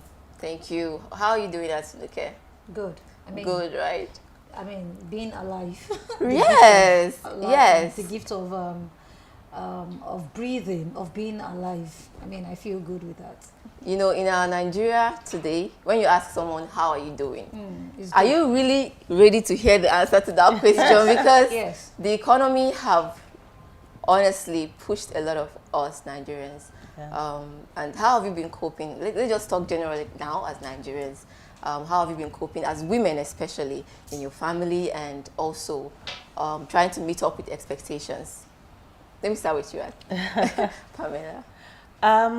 To be honest, it's been quite difficult, just generally. I think for me, I feel very blessed, just as Atinuke said, to wake up every day and have a home to live in, a roof over my head. And so my basic day-to-day needs are taken care of. But I'm very cognizant of the fact that they're not people as lucky as I am. And seeing, I think it's a time in Nigeria where we have to be very sensitive to people who don't have what we have or are not in those positions, and see how we can help. Because take the petrol prices, for instance, just filling your car. My car has gone from 12,000 a week to almost 70,000 every week to fill it. I mean, it's not even sustainable at this point. So, but I find reasons to be grateful every day. And I'm very intentional right now about seeing ways I can help people who are not as fortunate, even if it's giving my driver food in the mornings to release that pressure, or just being very cognizant about helping people at this point. What about you, Atinuke? What has been your journey through you didn't have to even extend it to the situation in Nigeria when I said that, the gift of waking up every morning alone, it's something that one should be grateful for. Why? Because they say that when there is life, there is hope, right? And there's also this thing in terms of hope, that if God has not given up on us, as a country, then why should we as individuals give up on Nigeria? So that our waking up every morning, for me, I see it as a promise to say that, we have a role to play individually. And from there, I would take it up from what Pamela said about helping people. So now when I meet people and everyone, I just tell them, I said, see, the situation of this country, the situation that we found ourselves now, it's if we do not have the political power, right, or we're not leaders in government, right? There's so many expectations that we have as citizens from our government, that government should do this and that. So if we do not have such power or position to effect changes in our lives, the best changes or help that we could do for one another is to live in consideration, and give support at the capacity that we can, and do what we should part-time. So, we have these people around us. Don't even go outside your compound. Maybe your gate man, your driver, your laundryman, they have families. So that's your own Nigerian. And how are you helping those people? How are you, governing your own home? So I think that is very essential with the situation of the country. And talking about the situation of the country, I think that we are on our own developmental journey. it's a journey. So there'll be some times that it's going to be high, and there'll be times that it's going to be low, and there'll be times that it's going to be even, you know, and whatsoever past glory that Nigeria had, I think that what we are doing now, we're going on a journey of progress. All right. So all the encouragement that we need as women, as families, as a people, I'm of the opinion that we should be there to support ourselves, you know, providing, encouraging, and inspiring everyone. Yeah, I think you're absolutely correct. What you said about phases, even as a country, we go through these phases. And this phase we actually I mean, you wanted to say as individuals, as individuals in our own personal lives, right? Fantastic. Yes, because now when you go talk to of the life of a nation. Because when you go to the market now and you just come back and you're like, what did you even buy Right. to exhaust all the money, right? And you're thinking to yourself, it's like it went from bad to worse, worse to worse all the time. But just like you said, hope is what we all need. I think it's very important. I found that helping people actually give them hope. It gives them hope to keep going and actually look forward to what lies ahead. Okay, so let's go in depth into the conversation now. Atinuke, can you take us through your journey as a human resource professional and a leadership expert? You've been in the field for decades, more than 1-2 decades now. So what has inspired you through this journey? And what has helped you challenge the status quo? Okay, so I think I can tell my story as a girl child, right, as a female, as a woman, and then talking about inspiration to answer that question. I think I can take that story away in my entire life's journey, and that's the story of my father. I have a father, because he's still alive, I have a father who would tell me that, okay, I want you to grow up to be a notable woman. I don't want you to be a kind of woman that a man would beat his chest to say, if not for me. He says these things in Yoruba. To say, if not for me, that, you know, like I made you and all of that. And very early in life, my dad introduced, I heard from him, you know, the concept of self-esteem. So kind of, I was a confident young girl, and it made me to find self early in life, and when you find self, that's the truth. When you find self, you get to have some clarity and direction as to where you want to be, what you want to do, and, you know, everything stems from knowing who you are. That's when you find self. So it wasn't so difficult for me to find myself, you know, because I had the parental support. And talking about Inspire, I think we should talk a little, because women, culturally, women are meant to be, you know, the ones putting the family together, right? So, but I think that such things should start from such inspiration should start from the family, you know. How are we able to support our children to ensure that they are confident in who they are, so that they can navigate their life more purposefully and more decisively, right? So that helped me, purposefully and decisively. So my journey, oh gosh, let's not go there for today, but I would just say that finding self helped me a lot in my journey. I didn't have clarity as to what it was, but I had an idea of who I wanted to be. And maybe in the course of the conversation, I'll be bringing it in here and there. Yes, self-awareness, parental guide, very important. Do you relate to that, Pamela? What has been your own inspiration through your journey as a philanthropy and also your journey as a business leadership expert? I think for me, I think I'm still on that journey. I don't think that I've arrived. I think that I'm a big believer that we have seasons in life. And in my own journey, along the way, what's helped me is to always have an open mind to learn and understand that in your journey, as in whatever you're trying to do, a business person or just working a regular 9-to-5, you will have ebbs and flows. So you will have lows, you will have highs. It won't be very easy. Sometimes it might be easier. And I think what has shaped me particularly, I lived abroad for many years, lived in England for over 35 years, and I just got back 3 years ago. And what's helped me is just knowing that those experiences living abroad shaped who I was. Particularly, I was, for the most part, learning along the way with my business as a single mother. because I went through a divorce, and so that shaped my path, really. I think that if that didn't happen, I might be on a different journey, but that's the journey I found myself, and I had to pivot and kind of navigate my way through it and say, okay, this is where I find my life right now. How do I make it better in this particular season that I find myself? So it's been an interesting journey, but I am still learning and still growing through it. It's actually quite an interesting and unique one. So what would you say is that one strategy that you had to take to move you forward in that journey? Yeah, so I think at the time, living in England, like I said, I found myself suddenly a single mother. My daughter was 18 months at the time, and I wanted to be that mother that was there for my child.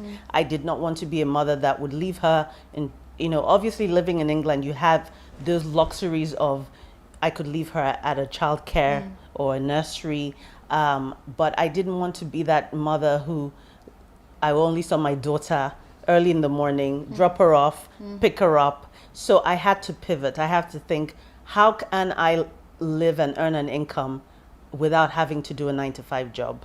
And so that started my journey of entrepreneurship, where I was able to start a skincare company called Hannah & Hugh. In fact, I started another company before that called Mums with Tots. So I had to think outside the box, and that propelled me in my journey to look at ways I could make an income and still be there for my daughter. Amazing, that's quite amazing. And I would say, if we want to explore that, I think I have amazing women who are also single mom, and they are doing amazingly well, especially in their career, in their business. It's like when you are that, it's just like a superpower. So it's like a superpower to me, that something actually just pushes you to want to do more, want to achieve more in your career and in your businesses, which you already established, right? Yeah, okay, so we'll go on a short break now, and when we come back, we'll continue this inspiring conversation.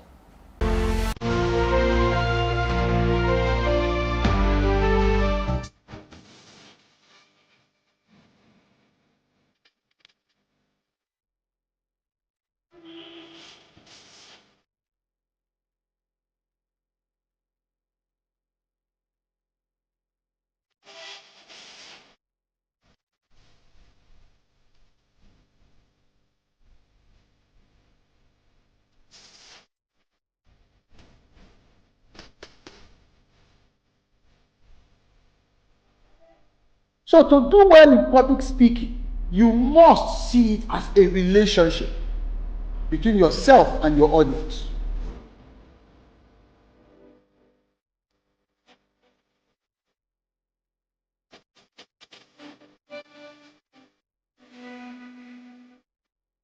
Speak with power. Speak with power. Speak with power. Speak with power.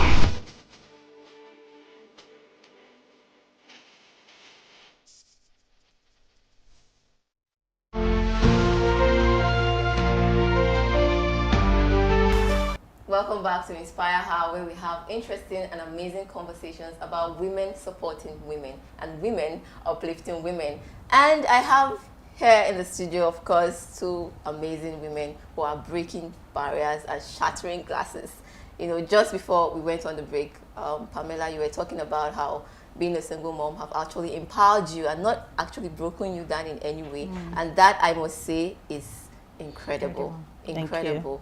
So, Atinuke, in your field as a leadership expert, what are some of the challenges you faced trying to get women to actually be leaders, especially in the workplace?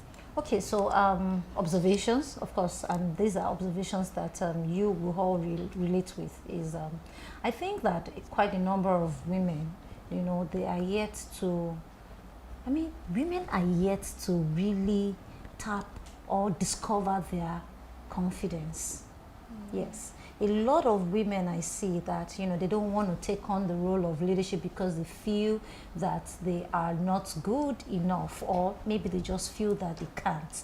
All right, and so it's a field where there leadership development, like what I'm doing, it's a field where we don't really have quite a number of people. And if you look at it, the statistics are there too. You know, we have very few women, but that is quite kind of changing now. If you check, I think the last 2 years now, last 1 or 2 years, you see that a lot of women are emerging to be the CEOs, to be on board, and all of that, which is quite good news, and it means that something is actually changing. Now, women are believing more in themselves. Even if you look at the political setting, you see that we have very few women, did I say few, countable women that are taking on that political ambition to want to make a change at the governmental stage. So why this is the question for me, and the question maybe following it will be, what can we do about it? Right, which I think that doing something about this is for the purpose of this show, to inspire other women to ensure that they find their geniuses and right, and you know, they excel in it. So self-discovery for women is not just about our responsibilities as wives or as mothers. So there are more things that women can do. There are more things that women can be. There are more things that women can have, you know, that we can only get those things done. We can only acquire those things when women have a very high sense of awareness about who they are and the kind of skills, in fact, knowledge that they have. But the question is, do I blame women for not discovering themselves? Maybe I'm just going to drop it there. And that's because of the way the societal expectations of who a girl child is, of who a female is, societal, or should I say cultural, you know, cultural boxing of a woman. I grew up to say that no matter how well read you are going to end up in the kitchen. Who said so? No, I absolutely agree with you. Confidence so and self-awareness. The confidence comes in from you, first of all, identifying that there's something, I can be more, I can do more, I can have more. All right, I can be everything, you know, that I want to be. I can be a wife, I can be a mom, I can be a business person, I can, you know. So and we're not just limited to just one thing, but the ability is actually where the challenge is, and is regardless of gender. The challenge is in how do we become more productive, even in the midst of many other things that we do. Do you see now? How do I manage myself such that no ball, you know, when you're juggling the balls, no balls one of these balls of my life, no balls falls. So I think that is where the challenge should be, and not that women should just stay to be just moms, you know, and I think there is more that we can be, and that more is found in women knowing who they are, what they've got, you know, building their self-confidence, believing in themselves, you know, and then just go out and do it. They'll be amazed. Yeah. So, Pamela, what do you think? You think what she said is what women need to push forward? Yeah, I totally agree with her. I would go a step further and say that one of the things I think that hold women back in our society is that we are not supporting of one another. We live in a very competitive space most of the time. I belong to a few groups of women we're incredibly supportive of one another, belong to networking groups where we can feed each other ideas. And I think we need to get over that barrier. I think that for a woman, the biggest thing that I've learned in business, or even in growing my own character to be a better person, is you need to avoid the comparison trap. When you compare yourself to someone else, then you start getting insecure, you can get envious, and that stops you. Actually, that limits you from growing. So in terms of women becoming more, we actually need other women. We actually need to not live in silos and support one another. When a woman becomes a business CEO, for instance, like she alluded to, I'm very proud that the banking industry has a lot of women at the top, very top. There are upcoming women in the oil industry doing that as well. However, we're still not even scratching the surface. 64% of women in this country are skilled in the workforce, but only 30% are in any form of senior corporate role. So there's still a way to go. So I think as a woman, when you find yourself in those positions of power, you need to bring other women along with you. You need to make sure that you make a dent in the practices of your workplace to make sure that there is gender inclusivity and diversity in that workplace. And you need to be confident enough to say, I can still be a top woman and invite other women to sit at the same table with me and not to be competitive. I think that is really important. Yes, that is important. Just while you were speaking, I just thought to myself, at this phase, sometimes I just sit to think, it's about intentionality. Absolutely. When I see an opportunity that a friend or a colleague or even a family member would like or would take advantage of, I'm just reach this person, contact this person. That's it right. also has a lot to do with intentionality and just, like you said, taking away comparison and all the envy and jealousy that comes with the stereotype of girls and women do not like themselves. That's right. You know, I think that solutions will be more sustained when we find the root causes. And I think that I don't want us to end the show without mentioning that, because sometimes as she was talking, and it just occurred to me, but really, how did that become? How did that become that women don't support women? Why that? So could it be from a cultural thing? Culturally in the early times, women were just groomed for marriage alone. Yes. So like almost all through your girl child is do this, know how to cook, know how to sit, know how to dress, and when the time is up, maybe when you are 18, those days they married early. So when you are 18, so they tell you, okay, it's time to go to your husband's house or something. But then I think that could it be out of a cultural setting where women were made to be competitive with other women? There's some cultures that ladies will come, they will all stand, maybe they all dance, they'll be all well dressed together to get a husband. So there's this, that's my competitor. No, she shouldn't get it. What does she have that I don't have? What can she do that I cannot do? Why? So I think that perhaps that is where it stems from. But when we see ourselves now from a place of she's beautiful, so am I, all right? She's got things that I don't have, and I have got things that she also doesn't have. There are things that I know that she doesn't know. There are things that I know, there are things that she knows that I don't know. So then there are no reasons, no basis for competition. Then that is when the collaboration, coming together to say, okay, let's support one another. When we realize that, we are made to hold each other and complement all our inadequacies.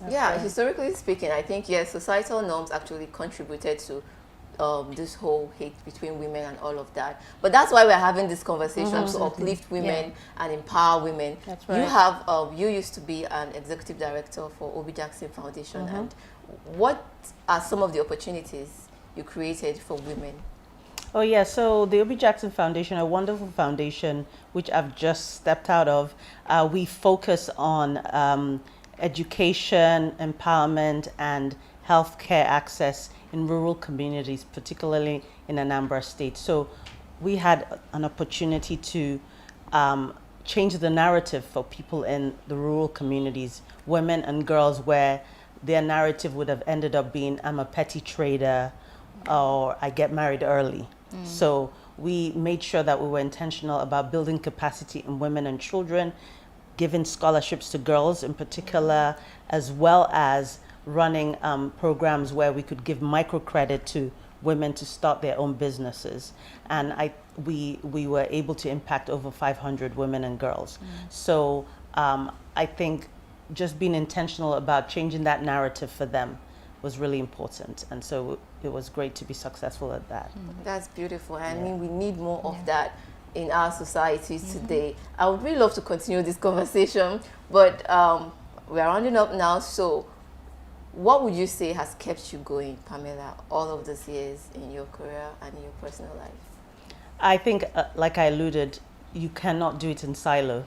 You have to have a group of women that you share similar values. Awesome. That will help you, that you can go and be yourself with when it's Yeah. difficult, you Yes. cry to, you laugh Yes. with, and bring each other up. So because at the end of the day, it's not really just about running a successful business, it's really about who you are as a person. And you know, the famous saying is, you know, people will always remember how you made them feel. And so having a group of women supporting other women, for me, has what's kept me going. I think it's very important. Yeah. Like myself, I have like 2 women who I go to. It's we reciprocate this. Tell them your problem. These are people you trust, and people that are not going to judge you and accept you, encourage you when you're going through phases. And you discover that when you do that, you feel better. Absolutely. It works like magic, and I totally think that more women should have women in their cycle who are willing and able to accommodate all their excesses and not judge them and encourage them. So lastly, what would you advise women to do, especially in terms of breaking societal norms? I think, just as she alluded to, be confident, don't be afraid to do something you've never done before. And I think that's how you shatter glass ceilings and not worry about what the other person's going to think. If you find yourself in a space, just go for it. That's what I would say. Just go for it. Yes. Asunuke, what has kept you going all these years? Because I know being an entrepreneur, it's not easy. In the leadership phase, it's not easy to manage people, especially. So what has kept you going all of these years? Okay, so I'll say this in 2 things, and that's what has been keeping me going, and I won't lie to you, is who am I, right? What do I want to achieve, all right? So those 2 things guide me a lot. So like knowing who I am. So I'm your typical girl that looks herself into the mirror and sack myself up. All right. So then the next thing, I think it actually preps me up to what do I want. So I feel that we should be clear always on what we want. All right, so what do I want? And I ask myself the next question, why do I want that thing? And what are the obstacles, you know? So those things prep me up. It's funny enough, it's not just an interview question. This question is a question that everybody asks me all the time. That's okay, you've been very consistent on this leadership development thing. I mean, what's been, you know, sustaining you? For me, it's the sense of purpose. Sense of purpose. So whether, you know, in good times, in bad times, you know, sense of purpose keeps me on track. Yeah. And